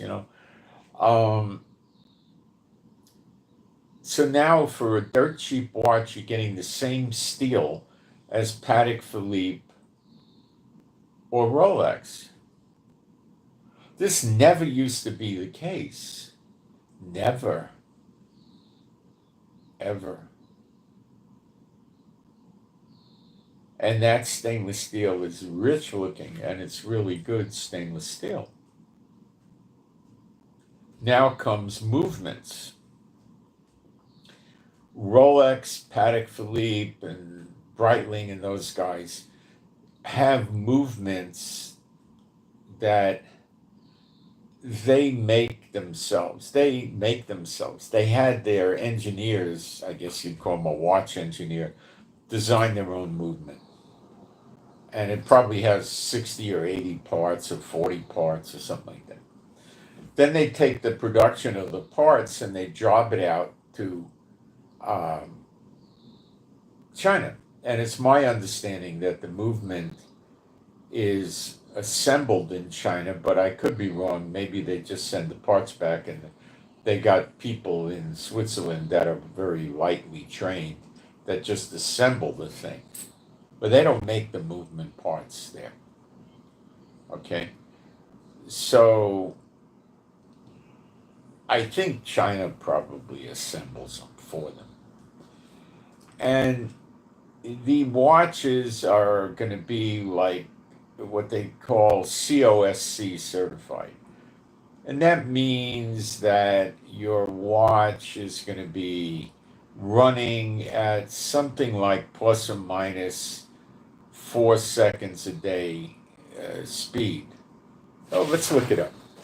Then that's the claim for these expensive Swiss watches, is their movement is going to be extremely accurate. Okay, let me get the actual parameters. COSC certified watch accuracy.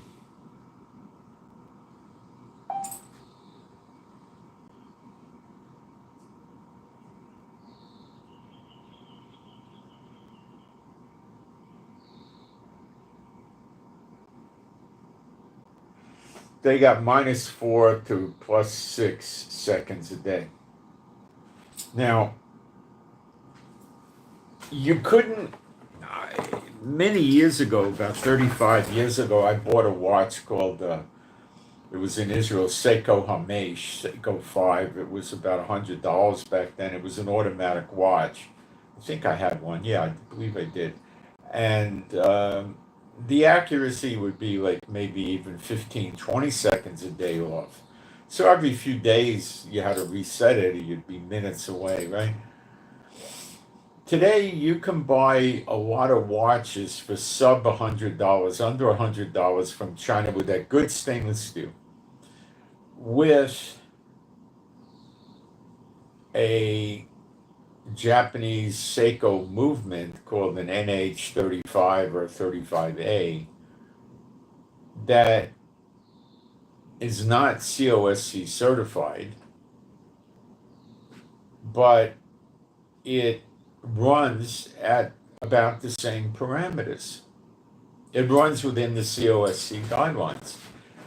And, if you were going to retail buy that movement, it'd be $25, $35. If you were going to buy 25,000 of them, it's probably $10 or $8 or something, right? So these Chinese people are buying that Seiko movement, which is a great movement. There's nothing wrong with it. It runs like a Rolex movement. It's going to give you the same accuracy. It's got jewels in it, I think 21 jewels.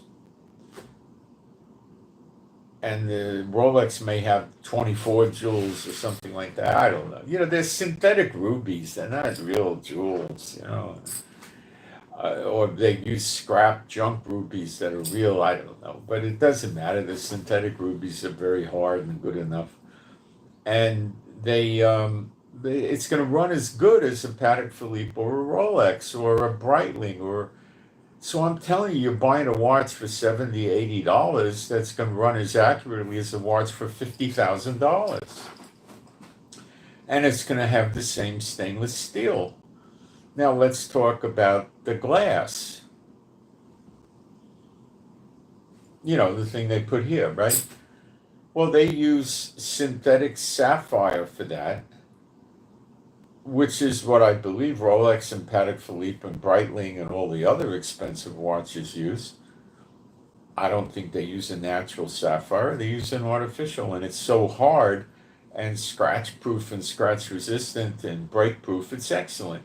And then on the inside, so it doesn't wear off, they put an AR coating, anti-reflective coating. Now, does Rolex have a better AR coating than the other watches, the cheap ones? I have no idea. I doubt it. Now, let's talk about glowing in the dark, the hands and the dial. Well, they have some rather cheap ways of making these $50, $75, $100 watches glow very well in the dark. One's called Superluminova, another one's called BGW9 or C3. And these are different luminous paints they put on the dial and on the hands of the watch. And if your watch is exposed in light for much of the day, it will glow. It can glow 8 or 9 hours through the night. But if you're watching TV in a dark room for a few hours, it may not.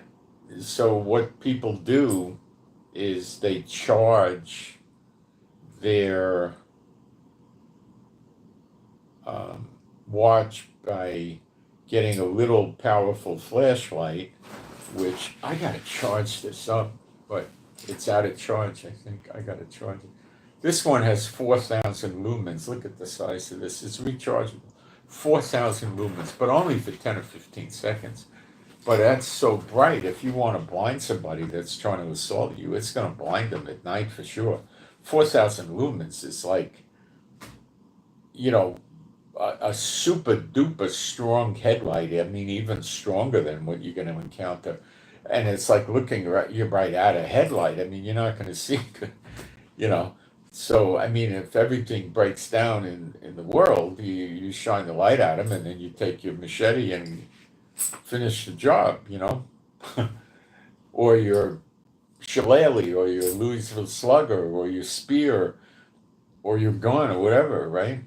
Or your knife, or you could also run pepper spray with that. You can pepper spray and then to give them a really nice bad time, shine that in their eyes. But they take a flashlight like that and they hold it on the watch for about 30 to 60 seconds before they go to sleep, or in the late evening or something, and then it'll shine all through the night.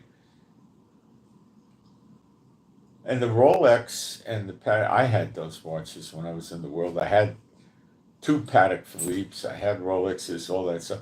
They don't shine very good at the night. Now they got this new stuff it does. They got another kind of thing called tritium.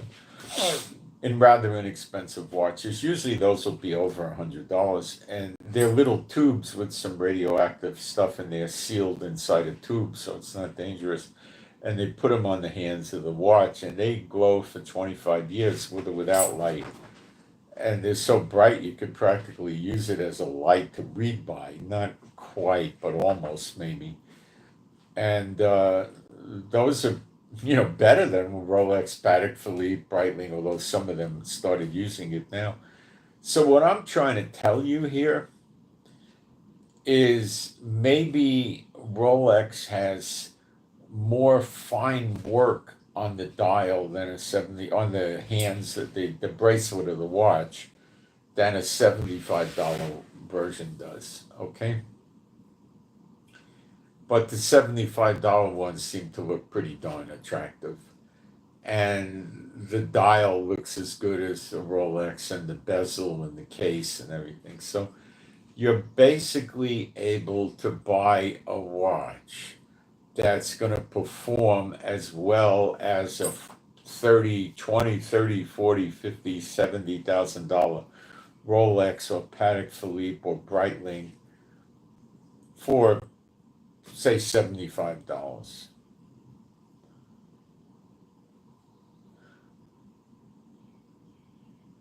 There's a company selling 1,000-meter dive watches. This is called Addie's Dive in China. It's, I think, $70 or $75. This thing is water resistant down to almost 4,000 feet. You're never going to use it unless you're escaping from a submarine, and then if you tried, the pressure would kill you. A young guy that's really a good diver, like a Navy SEAL or Recon Marine, the lowest they'll ever go is 160 feet. And they won't even go there. They'll go 40 feet, 50 feet, 30 feet. The pressure gets so bad, you don't want to go down there. But why people buy these dive watches is because if they can resist the water pressure down to about 4,000 feet, they're very tough, strong watches that are going to give you a lot of good service. When I bought my first Patek Philippe, I was walking around, I banged it into a door or a wall corner by mistake. It happened a few times. The thing never broke, but it was so fragile, I was afraid it would break. That's a watch you wear into the boardroom or the office. So I sold it. It was not a good watch for me, and Rolex made back then a watch that was waterproof for 4,000 feet, and it was, I don't know, $4,000, $5,000, $6,000 years ago. Today they sell watches like that for about $18,000, $25,000, I guess, someplace in there. And there's an outfit making it for $75 using a good movement that's going to be as accurate as a Rolex. Rolex and Patek Philippe stainless steel. It's going to glow in the dark as good or better than a Rolex, and it's going to look really nice. And you got to understand what's going on here. And it's not just the watches, it's the luxury good market that was doing this in China. The purses and the handbags was massive. Not all the $40,000 ones, but they had a lot of them that are, $2,000, $3,000, and they're making them for $200 in China. But with the watches, it's insane. It's insane. Rolex has a really powerful waterproof watch. It goes for about $40,000 or $45,000. Okay? I mean, it's waterproof for, like 20,000 feet or something like that. You could buy a watch like that for about $300 in China. The same steel as the Rolex, probably, and all. I mean.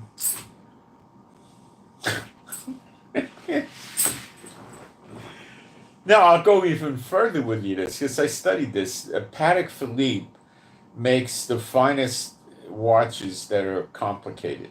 So the watch will do what it's called. I got to take a break for a second. I'll go into this with you. It's fascinating, the scam that these Satan bots and the watch companies ran. But you got to remember, they were scamming other Satan bots. That's how bad these people are.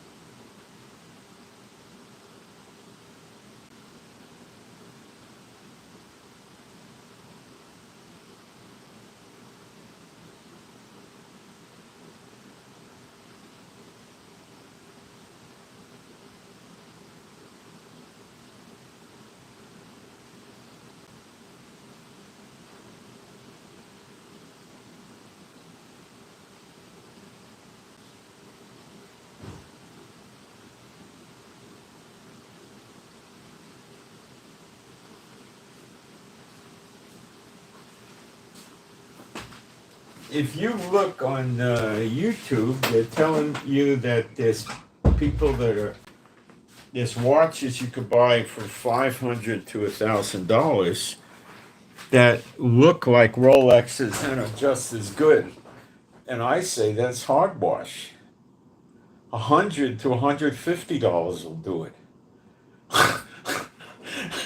It's Rolex and Patek Philippe and Breitling and Blancpain and Omega and I don't know the other brands anymore. There's a million of them. They were selling you cheap junk and just blowing it out of proportion. Let me give you a story. Back in the late 60s, you heard of Ford Motor Company. They built a regular standard four-door sedan called the Ford LTD. It was like a Galaxy 500 model, the Chevrolet Impala. You know, it was their nice four-door sedan.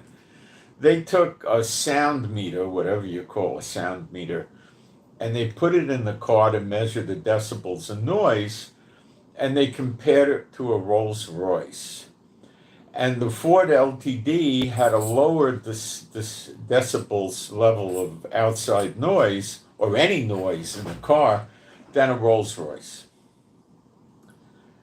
And the Rolls Royces back then were about $20,000, and the Ford LTD was probably $3,500, $3,000, something like that, right? That's another example. Now, the Rolls Royce is a whole different type of car than the Ford LTD, you know. But they just took one feature and they moved on it with their clever marketing and they pulled it off. And it went on for 2 or 3 years. People were buying these LTDs. What they didn't understand is 6 months, a year later, the LTD wasn't keeping its sound resistance like the Rolls Royce does. Rolls Royces are really nice cars, okay? They are a lot faster than you would think. When you hit the gas, they really go. And they stop well and they ride well. They're not pieces of crap, okay? I knew a guy whose grandfather had one in the South. I think this was probably in the 60s, something like that. Maybe the 50s, probably the 60s. And he was driving it around on his plantation or whatever he had, and he broke the axle. So he got it towed, and he called, he was in a rural area, so he couldn't take it to a garage. He wouldn't know what to do. So he got a hold of Rolls Royce, and he told them the axle broke and the model number, and I guess he was under warranty of some sort. And they said they would take care of it, and a guy came down from the Rolls Royce, I don't know, New York or LA or whatever. I think this took place in Florida or Georgia. And he looked at the car, and then he ordered the part, had the part FedExed in, and had a garage. He made a deal with them to use their lift and their tools or something, I guess, and put the axle in himself. And the guy that owned the car said, "Wow, that's really great. How much do I owe you?" And the Rolls-Royce mechanic looked at him and said, "Sir, Rolls-Royce axles don't break." He was being cute, right? Anyway, so, you can't, but I know a lot about these watches, okay?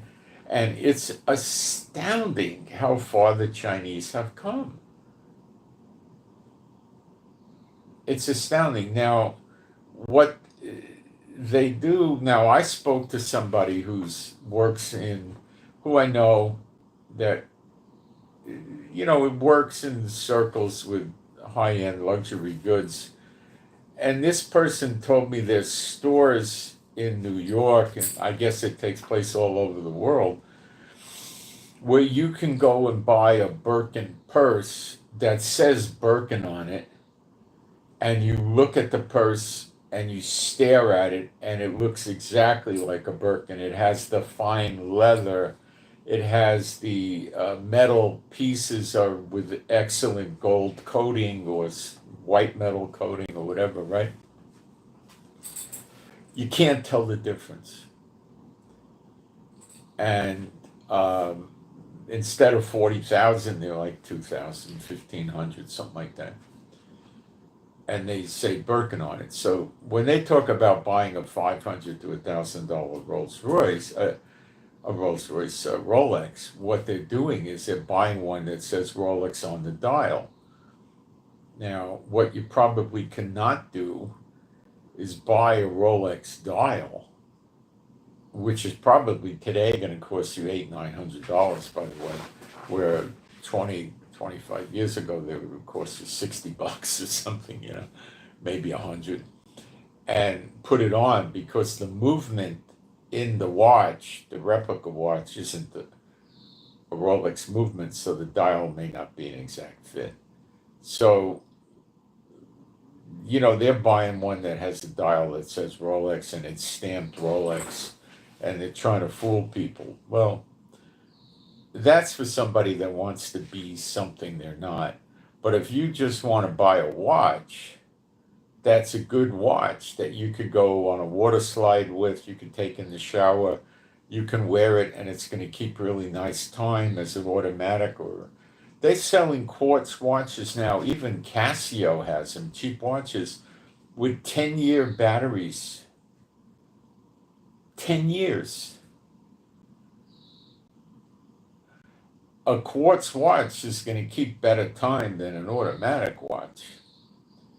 They make a quartz watch, Seiko, called, it has a special name, Grand Seiko. This watch is off by 1 second a year. It runs an accuracy of plus or minus 1 second a year. Now, I would say this quartz component, instead of costing them $2 or $5 or $10 or $25, it might cost them $100 or $200. But they're trying to sell the watch for $7,000. Whereas if you get a really nice, good quartz watch, it'll run 5 or 10 seconds a year off.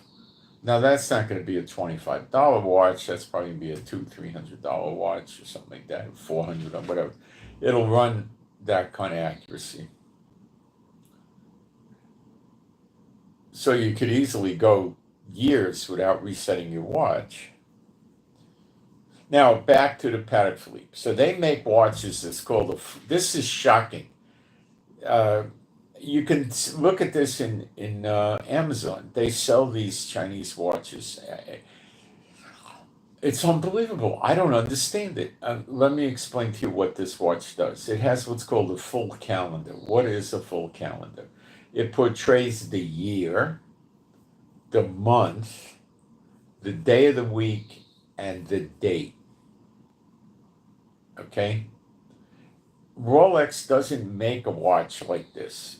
Neither does Breitling. Patek Philippe does, and a few others like Jacob watches would have it, I think. A lot of times a watch that does this, I'm not kidding, is going to be at least $400,000 or $500,000, sometimes $1 million. I'm not kidding. Okay, I'm serious. At least $400,000 or $500,000, probably 800 to $1 million. I'm not kidding. I'm telling you, that's what a watch like this would cost. They got them on Amazon two ways. One way is the company, I think is called Opinco or something like that. They're selling it for $338, but it gets better. This has a solar dial. The dial spins as, if you're going to assume that the Earth rotates, which it doesn't, it makes believe that the Earth is rotating and it's like a planetarium thing spinning. Now, if you want a watch that does all that with a full calendar on Patek Philippe, you're at least $1 million. And this thing's got an automatic movement in it. It's using some sort of expensive steel, not stainless, it's something else. I forgot what they call it. It's expensive steel with a steel bracelet, steel case, sapphire crystal, I believe. And it has a movement that's going to be as accurate as the Patek Philippe movement. And they have a replica brand of this, not a replica, it's probably the same company, has the same watch with a different brand name, and they're selling it for about $150. The same thing. And let me tell you what they do, at least on the expensive one. They put a real diamond in at the 12 o'clock position on the dial. And it's not something you need a microscope to see. And they go on and they make a point of telling you it's not a synthetic, it's a real natural diamond. And then they put little tiny diamond chips around the dial to make it look good. They must have about 15 or 20 or 30 of these little, probably 15, maybe more, I don't know, these little diamond chips in there. Anybody that knows watches, to see this is amazing. So I put it in AI to see how good it was. And they said that they get complaints, that there's people like it and other people complain that the movement doesn't last long and stuff like that. So I think this is a case of the Chinese taking it too far and they went overboard. But I'll tell you something I do know from my old days, 25 years or so ago when I was collecting watches, is a lot of the expensive watches are pieces of crap. I bought an Atomos Piaget, a big titanium one once, and I had to return it. It didn't keep time.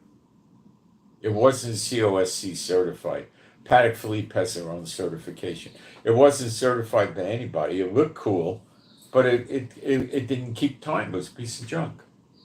I mean, so you're buying an expensive watch for thousands of dollars and it doesn't keep time. There's a watch called Richard Mille, a manufacturer called Richard Mille. They have watches that go $2 and $3 million. Okay? They're shaped like this. I think they call it a tonneau case or something. It's a shape like that and it's curved. And it's not even gold or platinum. It's plastic, or it's a plastic coating over metal. I don't know what it is. I think it's a carbon fiber. It's a plastic watch with a plastic or carbon bracelet. And they have them. They do lots of different things, but they don't work right. They're pieces of crap.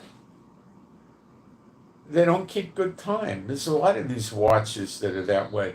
So if you're going to buy an expensive Swiss watch, you got to get a Patek Philippe or one of the other watches that gives you a COSC dial. Then the other thing these crooks do is they make a quartz watch. You can get the best quartz watches in the world for under a few, I mean, for $200-$300, $400, $500. I mean, the best. Okay, I mean, but you could get good ones from Casio for 28, 35, $40. Okay, real good ones, 10-year batteries and all sorts of stuff like that. Sub $50, right? Yeah, you can. I mean, go to Amazon. I mean, so you get these watch companies like Omega and them that are selling quartz watches for five, $10,000 in stainless steel, not even in gold or platinum. What? They're crooks. They're unbelievable crooks. They were trying to make people think that in Switzerland they had a big building and they had the little old Swiss watchmaker with the gray hair or the white hair and little square John Lennon wireframe glasses sitting there with a white shirt and a sweater on that his wife knitted for him with, you know, loops and magnifiers sitting there building your watch. Where it's really Hoi Ping in Quanzhihang, China, making you watch to some factory, and the guy's probably taking home $400, $600 a month.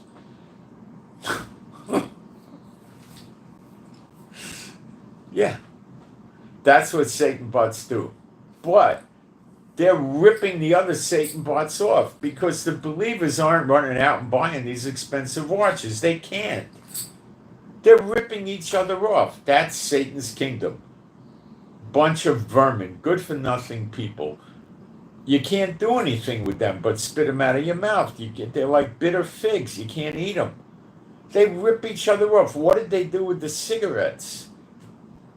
I remember when I was a kid, all the cigarette commercials, you had a guy dressed up in a white suit with a little tunic collar. It looked like he was in his office, and it said, 60% of doctors say Camel cigarettes are better for you than. Yeah, they were talking about doctors telling you. And doctors were smoking. And they were telling you how good the cigarettes are. Half of the United States smoked at one time. Half, 50% was smoking. Were they ripping off regular people? And yeah, they were. Were they ripping off the other Satan bots? Absolutely. They rip each other off with liquor. They sell you scotch and they tell you it's 7 years old. I don't remember the breakdown, but I know somebody in the liquor business. I don't talk to that person anymore, really. But if they tell you it's 7-year-old, the way they figure the years, it might be a year and a half or 2 years old. I can't remember how it works, but something crazy like that. It's not really that you would think of it as 7 years or 12 years old. It's misleading. Now, when you get into the liquor, I tried it when I used to be in the world and it made a lot of money. I went out and bought on a cruise ship once Johnny Walker Blue, which I think I paid $40 for the bottle. This is 30 years ago or something like that, 25, 30 years ago, I don't remember. And today you'd probably pay 150 or something. And it wasn't a real exotic. It was a production blended scotch. I hardly drink. I used to play with it. I wouldn't really, So I wanted to see what it tasted like, so I bought some, and it went down, and it didn't burn as bad as pure kerosene, but it still burnt. So they're poisoning the people with this liquor. The liquor is carcinogenic, okay? And they overhype it to make the people think it's better, but it's just garbage. They make the liquor like the bad foods, the GMO foods with the bad additives, and they do that with the liquor. They're poisoning the other Satan bots with the liquor, and they're making the Satan bots think that they're getting a better liquor. And I mean, all of it tastes like crap. I don't understand why people drink it.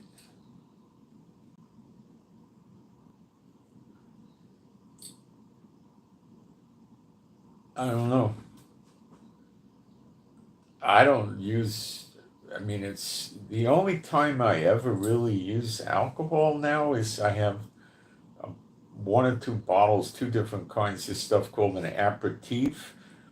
It settles your stomach and it has alcohol content like wine or maybe a little higher or something like that. And you take a little of it in a glass and it doesn't have enough alcohol to really get you drunk or anything.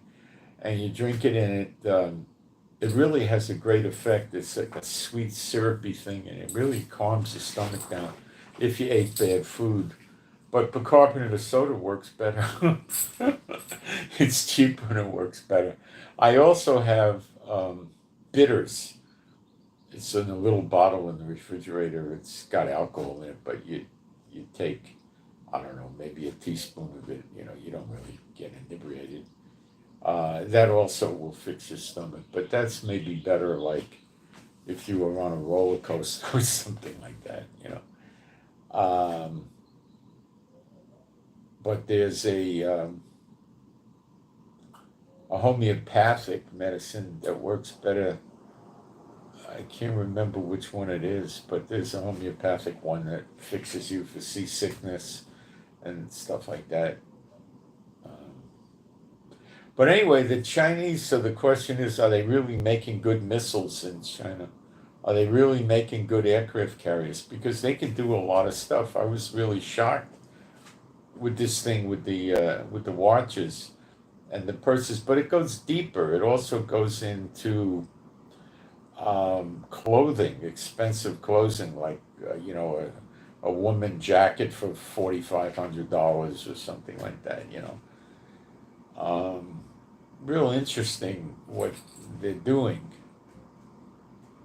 So there's a big rush now. People want to buy Rolex replicas that are $500 to $1,000, and they're going to have maybe a better movement than the Seiko one, but you don't really need a better movement. And they're going to have more fine finishing on the bracelet and the case, and that's about it. And they're just paying more for it, and they try to buy them illegally to say Rolex, so they could go around and make everybody think they have a Rolex. If that's important to them, I don't care about that. Just buy the if the thing says Jinping Watch Company and it's going to work good, who cares, you know? So it's the Chinese is really interesting, but that business with the handbags, the watches is pretty, and I think it might run deeper, like Cartier sunglasses. You know, they sell sunglasses for $1,000 to $4,000, and the lenses in the sunglasses are not good lenses. And they're not giving you real gold or real silver or anything. They're giving you a heavy gold plate. So I'll bet that I still have some Cartier frames that I bought when I was in the world making money because they're great frames. They don't break. They last forever. I still have them. I have one in gold covered, a gold plate, and I have another in a stainless steel, and they're still excellent frames. They work fine. They don't break. They last forever. Or they used to when you bought them back then. And they were, several $100s back then. But I'll bet you that stuff's made in China. And they'll sell it to you for 12, 1,800, 2,500, and it probably costs them in China $25 maybe. I'll look it up. I'll look for sunglasses in China. I'll take a look and see if they sell high quality. But you can't trust. I wouldn't trust the lenses coming out of China. You'd have to change the lenses, so that would be a problem. Because they'll tell you that the lenses are good and they lie. You know, they can lie to you. So that's not a great idea, is it? I don't know. But I'll look into it and see. I'll bet you that's the same thing. You know, um, yeah. I wonder if they're making a high-end men's shoes in China too. I have no use for that. I use these in the warm weather. I forgot Crocs. That's what I use. They last 2 or 3 years a pair. I might buy another pair this year. I don't think I need it. With the ventilation in them, because it gets hot in Israel, I get the ventilation. I don't know what they cost, $25, $30, $40. I don't remember. They last a few years. And then in the winter, I use Skechers. Has a shoe that's designed for people that work as chefs in a kitchen. And it's a slip-on with elastic on the side. And I use those in the winter. And then I have running shoes I occasionally wear too. That's it. But I'll check it out and see what you get. So it's interesting how Satan goes against Satan. So the artificial intelligence, let's see if we could get somewhere with this. Imagine what we could do if we get this going in other countries and the friends we might make. It might be fascinating. I don't know. I don't know how much time we got left either. We may not have enough time for this. But maybe we do, and maybe God wants to help some of these people over there.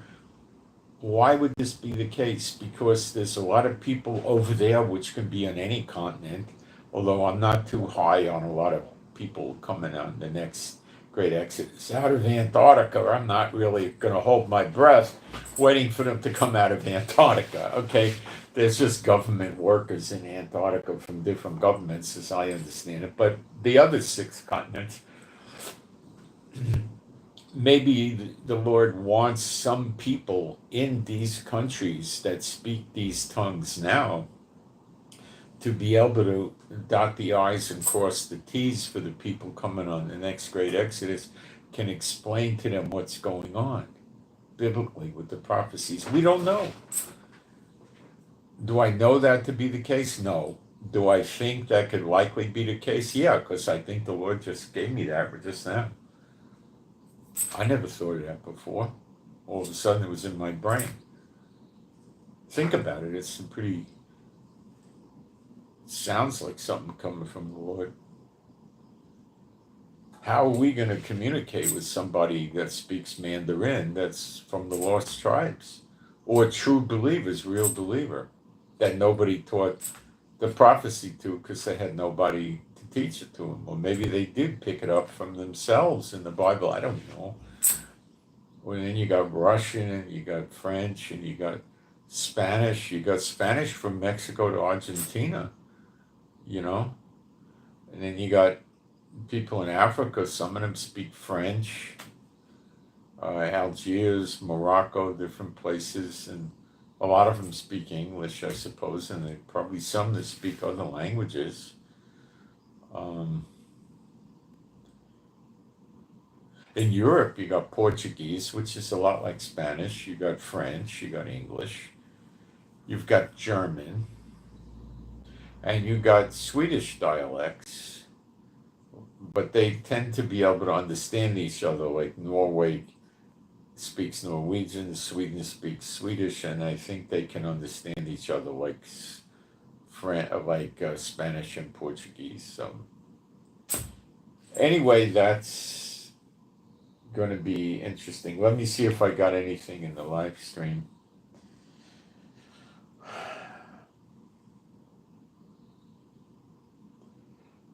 In the kingdom, the world will begin to have one language. Yes, Hebrew. Israel will be speaking Hebrew, I believe, at redemption, but the world won't. Just the believers in Israel will, I believe that'll be the case. The old Israel, the old.